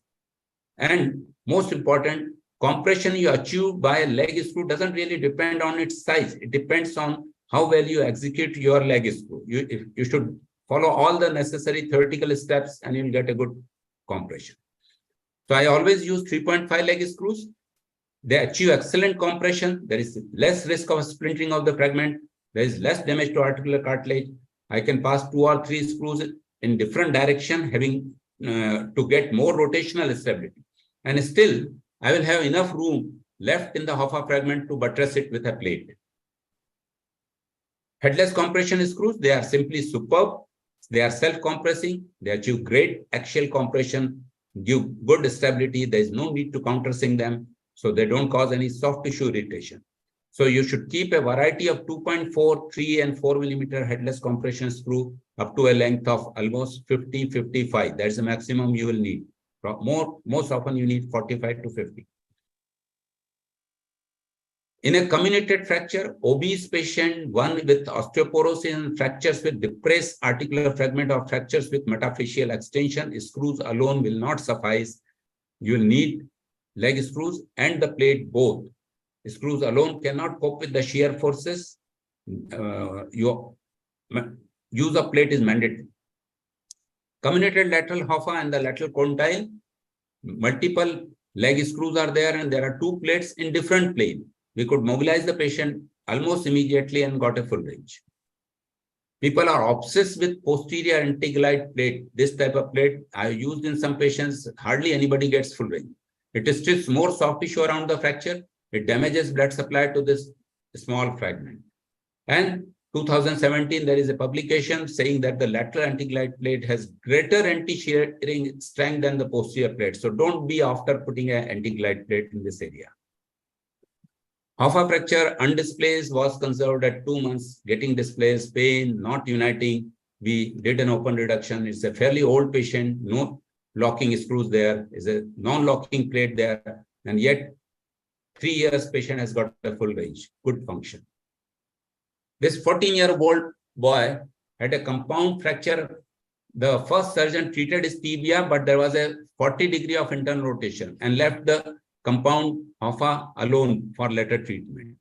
Around 18 days down the line, we corrected the tibia by correcting the malrotation and did this Hoffa fracture leg screws and a plate which has been very awkwardly bent to fit on that contour. And 3 years we have got a normal looking knee. This young lady is a state level kabaddi player, was treated elsewhere with leg screws, plaster for 6 weeks. 3 months down the line, she has got pain, limp, only 20 to 90 degree of movement. We got a CT scan done, which shows that the screw have completely missed the fragment, and they are all 6.5 screws.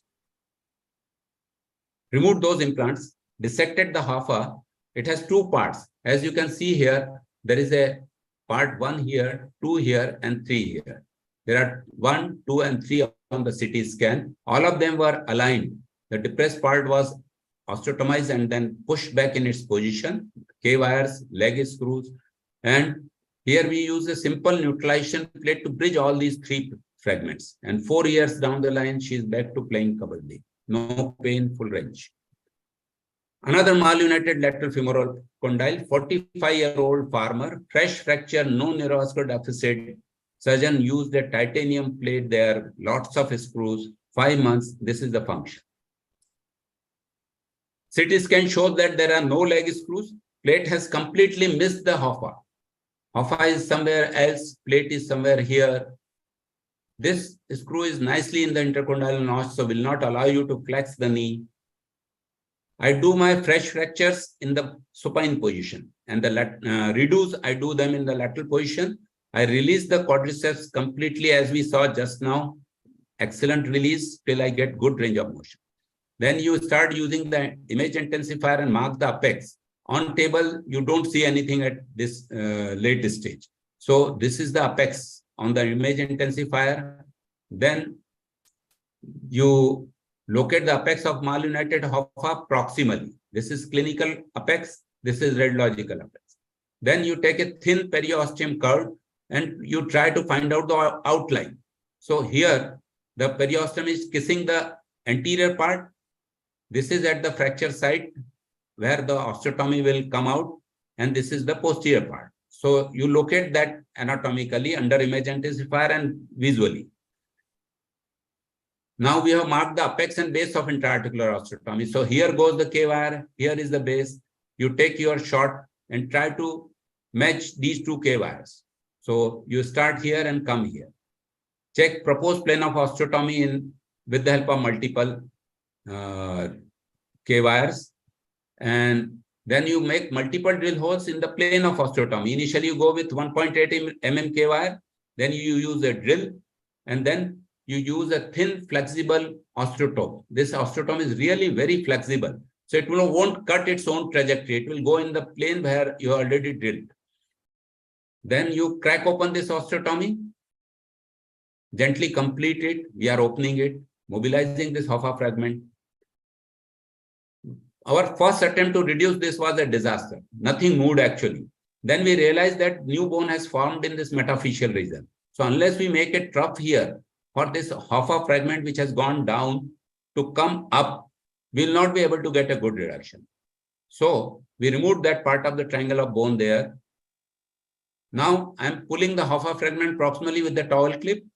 This blunt periosteum, thick periosteum is pushing the Hoffa fragment from below, pulling up. Flexion of the knee helps to reduce the fracture. Once it's reduced, you hold it with a clamp. The clamp is placed such that the rotation can be corrected. And then you hold it with a K-wire, which are then replaced with headless compression screw, as you can see here. And then comes the upper tibia medial side plate as an anti-glide plate. It's just made to sit on this thing here. And first screw pass is this metaphyseal screw. After that, I took a shot and then allowed this plate. Initially, this screw was somewhere here. Then I felt that probably this plate is not buttressing enough. So because it was in the oblong hole, we could push this plate down, and here he is. Good articular reconstruction. Same day, evening. For a few hours, we keep them in flexion till he starts howling. Then we remove it and ask him to move it. This is day 0 and 9 months. And here he is. He is a farmer back to his job. This is now almost 3 years. Another malunited medial Hoffa. That was a lateral. This was medial. 20-year-old boy, 14-month post-op. In this case, Hoffa has not gone down distally. It has gone proximal and lateral. Medial Hoffa gone lateral means it's lying in the intercondylar notch here. You can see it's here X-ray. This is the CT scan. This is gone up substantially. And here is the patient with limitation of movement. The same thing, we started medially with a subvastus. Again, periosteum is used to locate the things with the naked eyes and the image intensifier. You titrate it where you stand. This is the anterior part. This is the posterior part. If you study the X-ray, it shows that this screw is going in the plane of fracture. So that was a big help. There was a hole already to show you the plane of the fracture. So you insert 2.5 mm K-wire in this hole. And then again, take help of the image intensifier, pass multiple K-wires. So these K-wires are in 2 different planes. One in this plane and one medial to lateral. So this is sort of titration. So this gives you the plane where your flexible osteotome will go. Then you complete the osteotomy with thin flexible osteotome. Repeatedly check in AP and lateral view. This is starting. This is almost 2/3 of the way. And then you complete it. Now, having completed, you take a rigid osteotome, and we know that this fragment was lying higher up. So this osteotome is hinging against the anterior cortex and is trying to stretch the soft tissue and trying to bring that proximally migrated Hoffa down distally. Yeah, here the Hoffa fragment has moved laterally in the notch. So we have brought it distally. Now I take my osteotome in a different plane. It has come down. You can see it. It has substantially come down. There is a gap actually. Now I am hinging it against the anterior cortex on the medial border. And this is sitting in the intercondylar notch. So I will try to move it more medially till it comes in its proper place.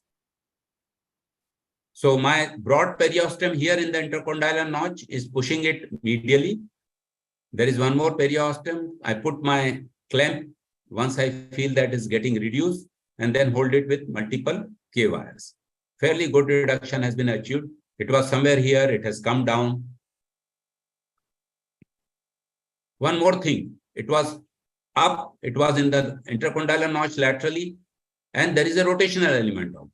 So this fragment was rotated. So when I place my clamp, initially you can see that there is a void here on the medial surface because the fragment was internally rotated.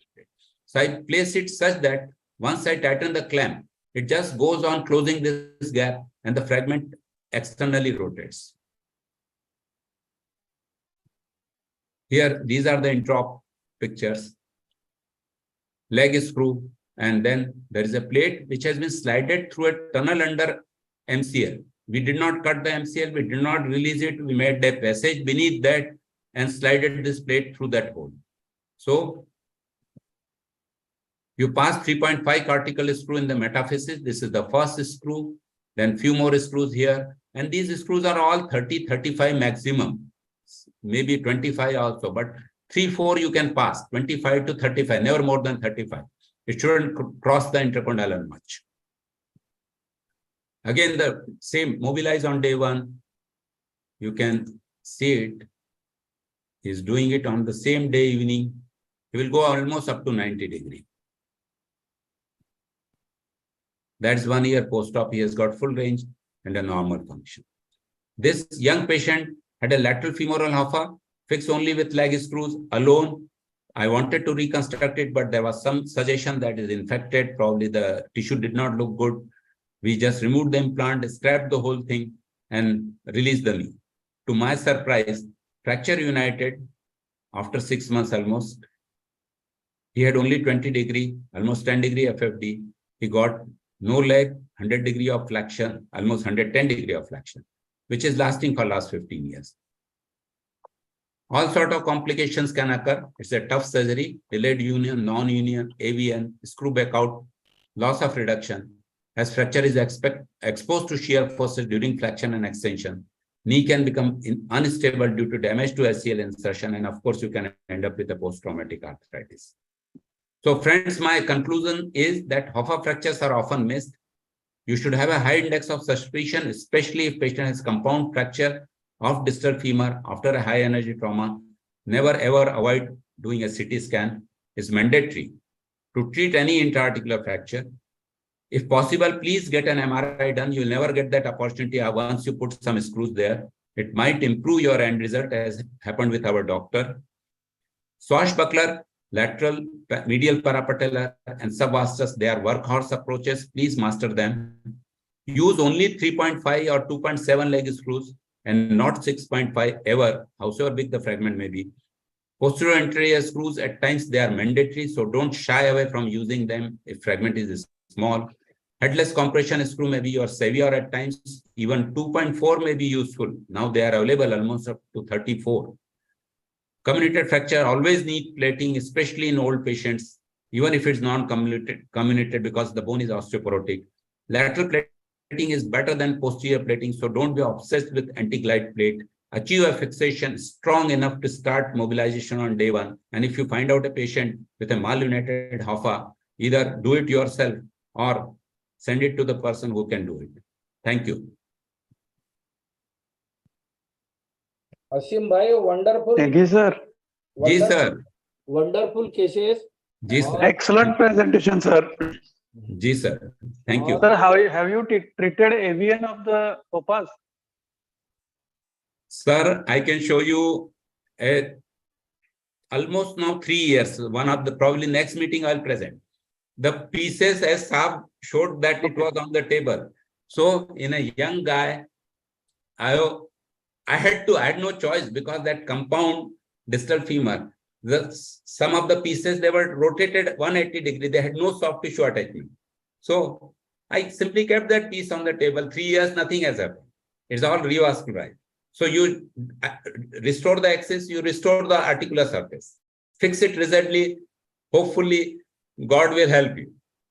And in the shear fracture of the trochlea and capitulum, there is a paper in the International Journal where they say pieces on the table reconstructed do not cause any problem. But that is upper limb. In the lower limb, I am not aware whether there is a long-term study. But what else you can do? You can only restore the joint, surface, articular step, and the axis. Rest, you leave it to God. And as Dr. Gardigone pointed out, that there was initially probably line was seen because it was necrotic bone, but it got revascularized over the next 2 years.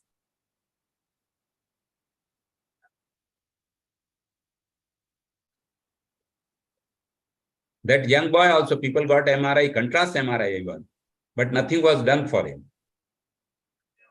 MRI हो जाएगा, CT scan हो जाएगा, उसका इलाज नहीं करेगा. Thank you, Asim. Thank you very much. Thank you, sir. Anybody Thank you. present the case? Harjot, I think you had promised to present the case. Are you Yes, sir. Yes, sir. Unfortunately, my video is not working. Some webcam issue. I'm sharing the screen, sir. there?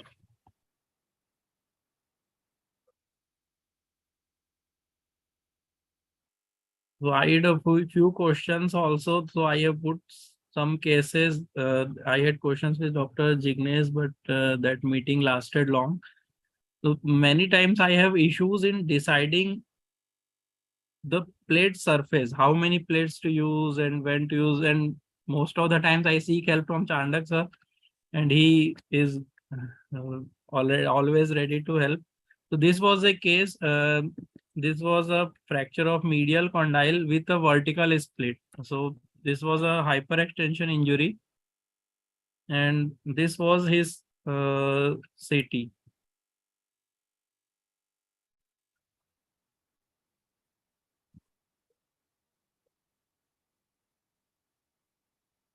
So this had a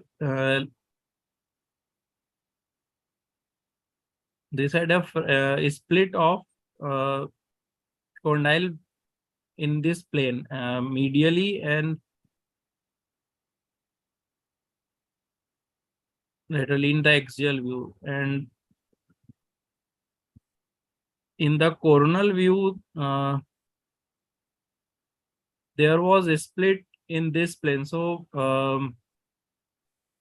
this is from medial to lateral, so there was a split coronally in the medial plane, and when coming laterally also in lateral part there was this fracture. So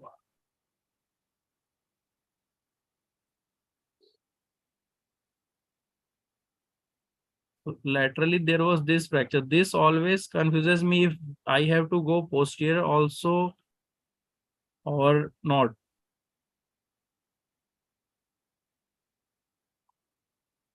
This was a split vertically also in the sagittal plane. So I had the doubt whether this was a medial condyle plus posteromedial and hyperextension injury.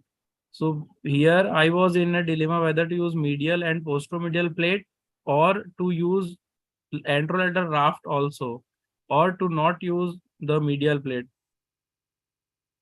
So this was the part, and this was the shear injury in medial also. So I used a few antero-posterior lag screws, and I used 2 plates medially, one posteromedial and one anterolateral. Anteromedial and anterolateral, as anterolateral cortex was his continuity, I didn't use. So I had a lag screw anterior to posterior, and I used lateral to medial raft screws. I used 2 plates medial, one is posteromedial and one is medial. So I had the patient prone first, and then I, after completing the medial surgery, I placed him supine and then completed the surgery.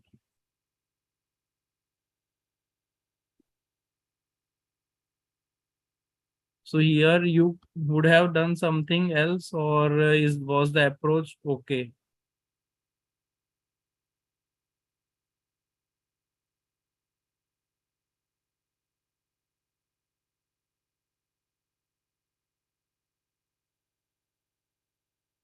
It doesn't have any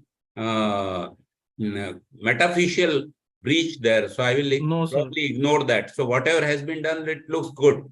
The only thing is that you have also put the medial plate medial only. It's not anteromedial. It's at the right place where it should be. Yes, sir, 2 plates. I use 2 Yeah. plates. So I put both the plates through the same incision. Yeah, same incision. Same incision. Yeah. Yes, sir. Then I have a confusion when there is extra articular fractures. So when to use dual plates? Like this was the fracture. This was the extra articular fracture. I used a bridge plate. Perhaps today I would use a even a longer plate. Yeah, this was shortage was done 3 to 4 years ago. Patient is happy. It has united, but there is some valgus. So should I use some second buttress here? गार्डिगोने साहब इसका nail with plate करता, पूछो साहब से. Harjo, Yes, sir. you said you operated in prone position, no? Yeah, Or I posteromedial always plate. operate my posteromedial fractures prone. So in the same position with the same incision, you were able to put the anteromedial plate? No. I had the patient supine took for another anteromedial plate and anterolateral screws. Another incision. No, sir. If I'm Incision is same position, first prone, and after posteromedial plating was done, I placed the patient supine and then placed the anteromedial plate and also used lateral to medial screws. Now in the same incision? Yeah, incision was the same. Harjot, you can do the same thing in the prone position. Okay, sir. Yeah, it's not very difficult. You have to just mentally prepare yourself, get used to it. Harjot, go to the first presentation. Just keep it. Just keep it. Yeah. अच्छा दिखता है.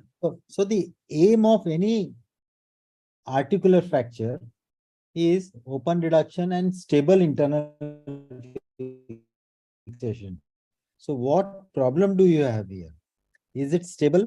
Has it given you a good articular congruity? And are you able to have any instability? I No, think sir, it's everything fine. is fine. The only problem that I had in mind while planning was whether to use anterolateral plate or not, because this was the fracture. So whether it needed buttress from here also. No. Or only medial.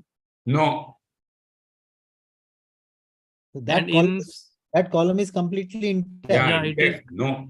So you don't need a buttress, but you could have had just couple of screws. There was a posterolateral injury in the CT. So I think It's inconsequential. You can't really do much about it. You saw that small piece. And Harjot, your medial plate is too flimsy. If you notice, so you will get a critical analysis. Dr. Sangeet, you want to say something? Yeah, Yes, Sangeet would critically. Now see, this is a medial condyle, pure medial condylar fracture, and the fracture, if you follow, I'll just add annotations. No, be there. Yeah. So this is the fracture which is going in the lateral condyle, and there is a combination of the posterolateral part of the condyle, right? And yes, in the other CT you have shown, usually there is no depression of the medial condyle. It usually splits into two, the anterior half and posterior half, right? As you have shown in one of the CT. Now what you have done is, now the first plate, can you tell us the sequence of fixation? You said you have put this plate first, yes, right? sir. I mean this one first. Posteromedial, yes, sir. Right. So what has done? These two lag screws have given the plate would be here. This is the plate you have put, right? Yes, sir. And your screws are the raft screws like this. Yes, sir. Raft screws. Can see the lateral view here. So what they have done is they have not only lagged the medial condyle to the lateral condyle, but as well they are acting like a raft screw to elevate the depression, which is posteromedial. Now you have added one more plate here. Okay. So I don't know what is the purpose it is serving, but that was not required. And over that, what you have done is you have added from lateral to medial more compression screws, which are acting like a raft screws. These are the raft screws which you have added. Right now, you are presuming that there is an anterior-posterior split. Actually, the obliquity of the fracture is such which makes you feel that it is split anterior-posteriorly. No, it is a obliquity of the medial condyle which is appearing like an anterior-posterior split. This is what is my analysis. Probably this plate was not required. Thank you. Harjot, can you show the pre-operative X-ray? Simple AP X-ray and lateral X-ray.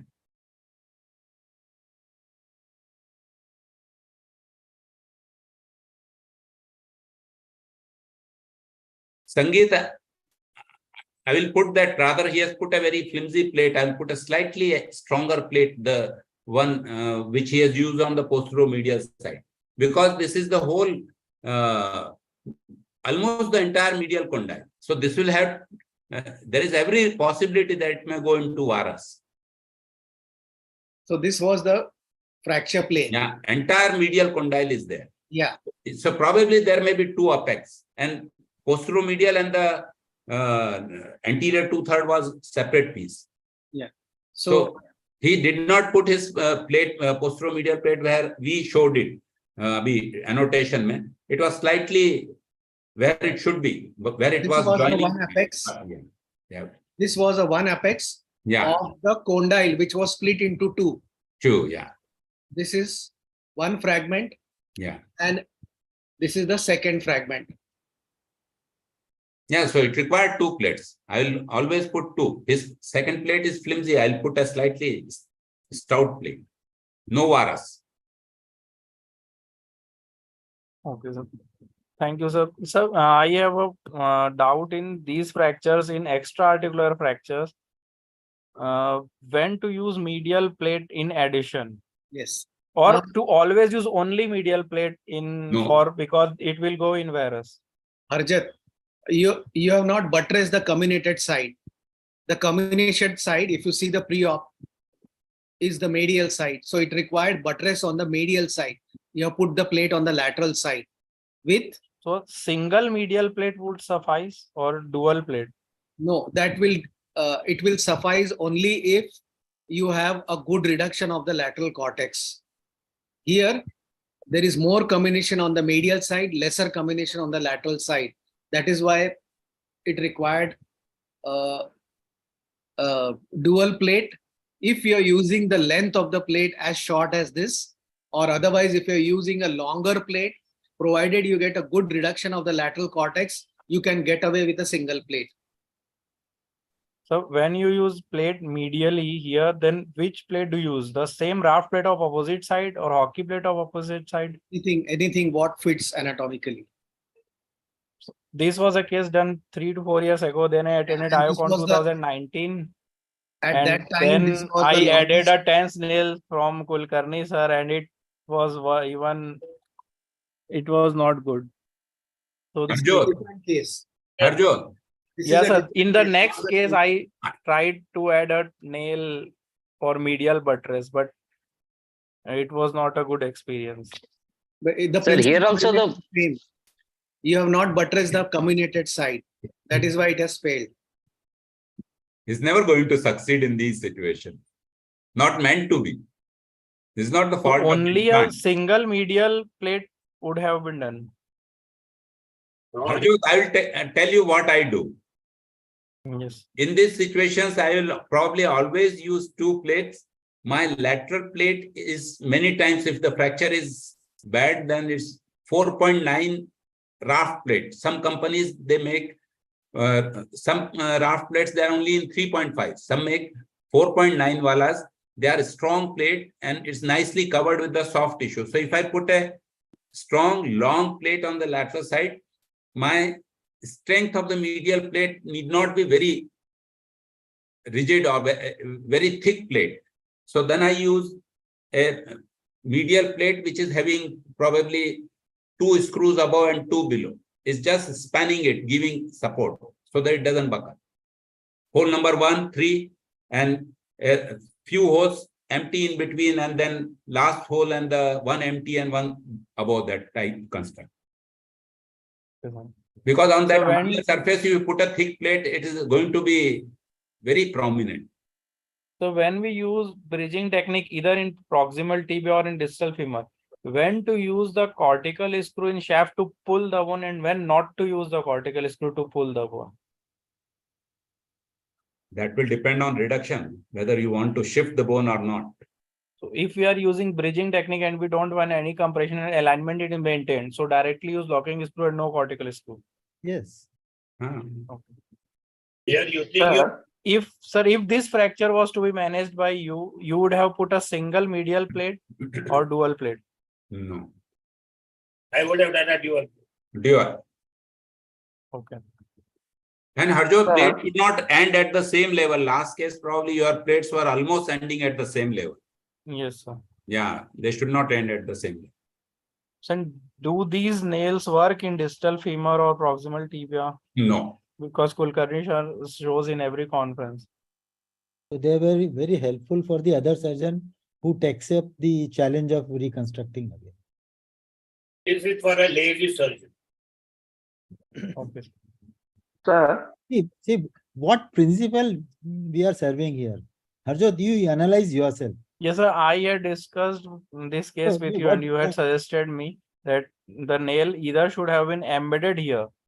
So if that at all you want to do that, then it has to be a multiple bouquet technique and then it has to completely support it, which is not there. And the nail end is coming out. So it has no hold at all. So why do that now? After getting a good soft tissue, why not stabilize both the pillar? And if you go to the Evans law, see wherever if you see the X-ray on the left hand side, where it has bended, where it has struggled is on the medial side. So that is the natural force where the deformity is happening. So you have to neutralize that to a bigger extent. So a bigger medial plate and a lateral, if you want to add, you can add a small plate, no problem. Or if at all, if you want medial soft tissue is not okay, for temporary initial fixation, you can have a Locky 6.5 large, good buttressing plate on the lateral side. Wait for some time at 6 weeks, soft tissue okay, then add a medial small plate. This would be the only 2 strategies which are foolproof. Okay.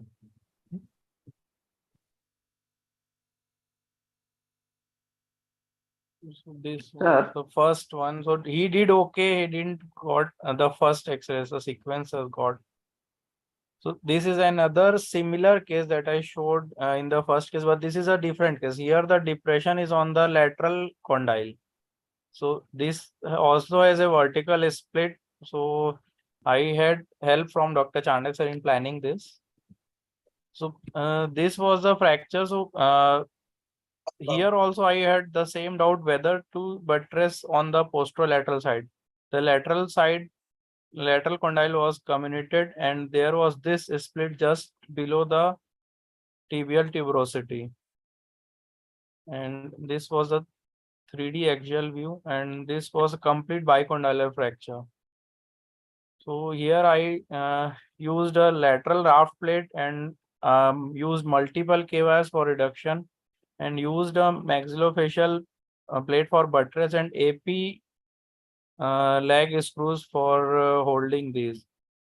So the patient is walking around and is happy. So this was the final result. The initial sequence was multiple K-wires and AP leg screws followed by plating raft plate and then at last a mini plate to buttress the sagittal split.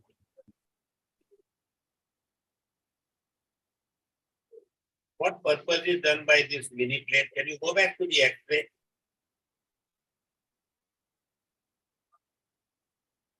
This is just at this part. But the plate is coming lower down. It's not holding that area. You can see the plate. It's fairly low down.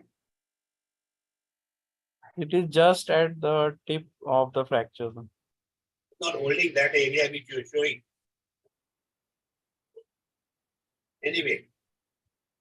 So already the lag screw which you have put has done the job. It has done the job. Yeah. That lag screw. Yes. Yeah, these two leg screws. No, this one. This lag screw has already done the job of fixing that oblique component of the fracture.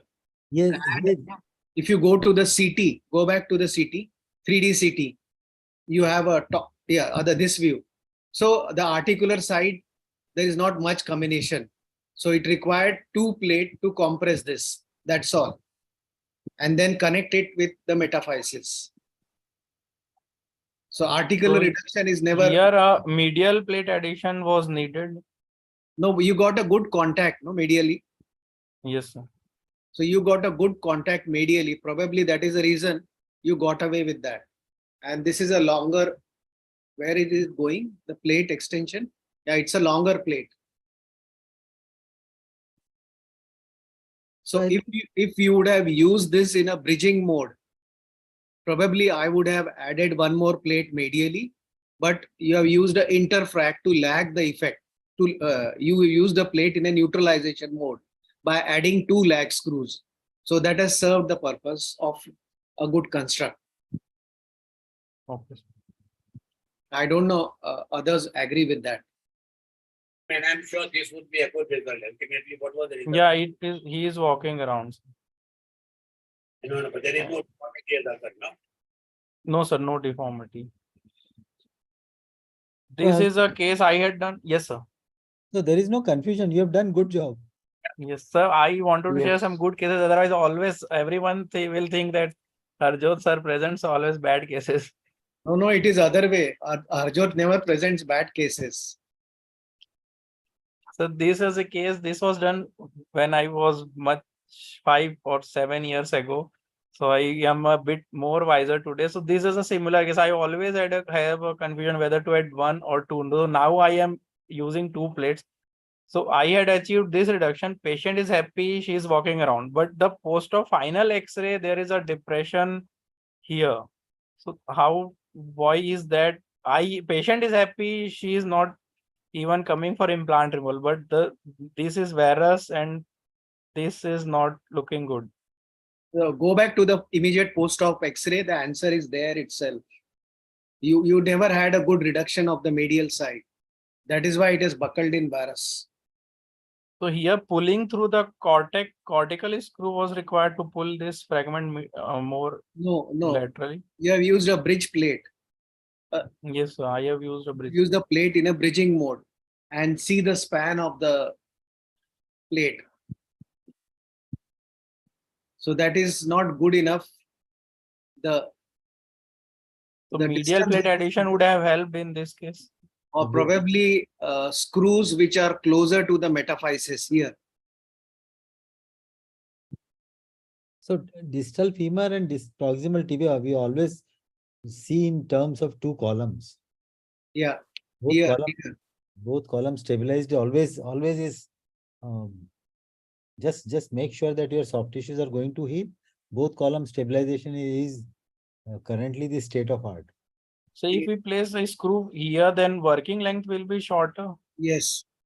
So that is what was required to prevent that varus deformity. Harjot. So yes, sir. Sorry, please carry on. So in bridging mode, we have to have more distance between these two screws. So the combination was not extending beyond this blue line. Yes. So you should have used this metaphysis to put some screws rather than putting it too distal and increasing the working length. So that is the reason the medial side has buckled. Okay. Or it could have been, as Dr. Chandak says, safety says, put in another small medial plate. Okay. Harjot, can you Yes, show sir. the pre-op? Yeah. This is the pattern where I have seen maximum number of vascular injuries. In a really shattered bicondylar, you don't get a arterial injury. But this is the pattern. Here it is minimally displaced, so there was probably no issues. But the moment it gets slightly more displaced, this beak goes and pierces the artery. So Yes. maximum number of neurovascular things I have seen with this type of injury. Upper fifth tibia, yeah. Yes, yes. So be very careful. Yes, I waited for 12 days and then only operated. Now watch the patient for any vascular compromise. No, or sir, there was no thrombosis. Yeah. no, sir, there was not none. But yeah, I was alert at that time. Thank you, friend. It is already now almost reaching 10:20. Thank Okay, you, so sir. then I will have some cases on for the next presentation, sir. Thank you. Thank you very much, sir. Thank you, everybody. Good night, sir. Good night, sir. Night. Good night, sir. Thank you.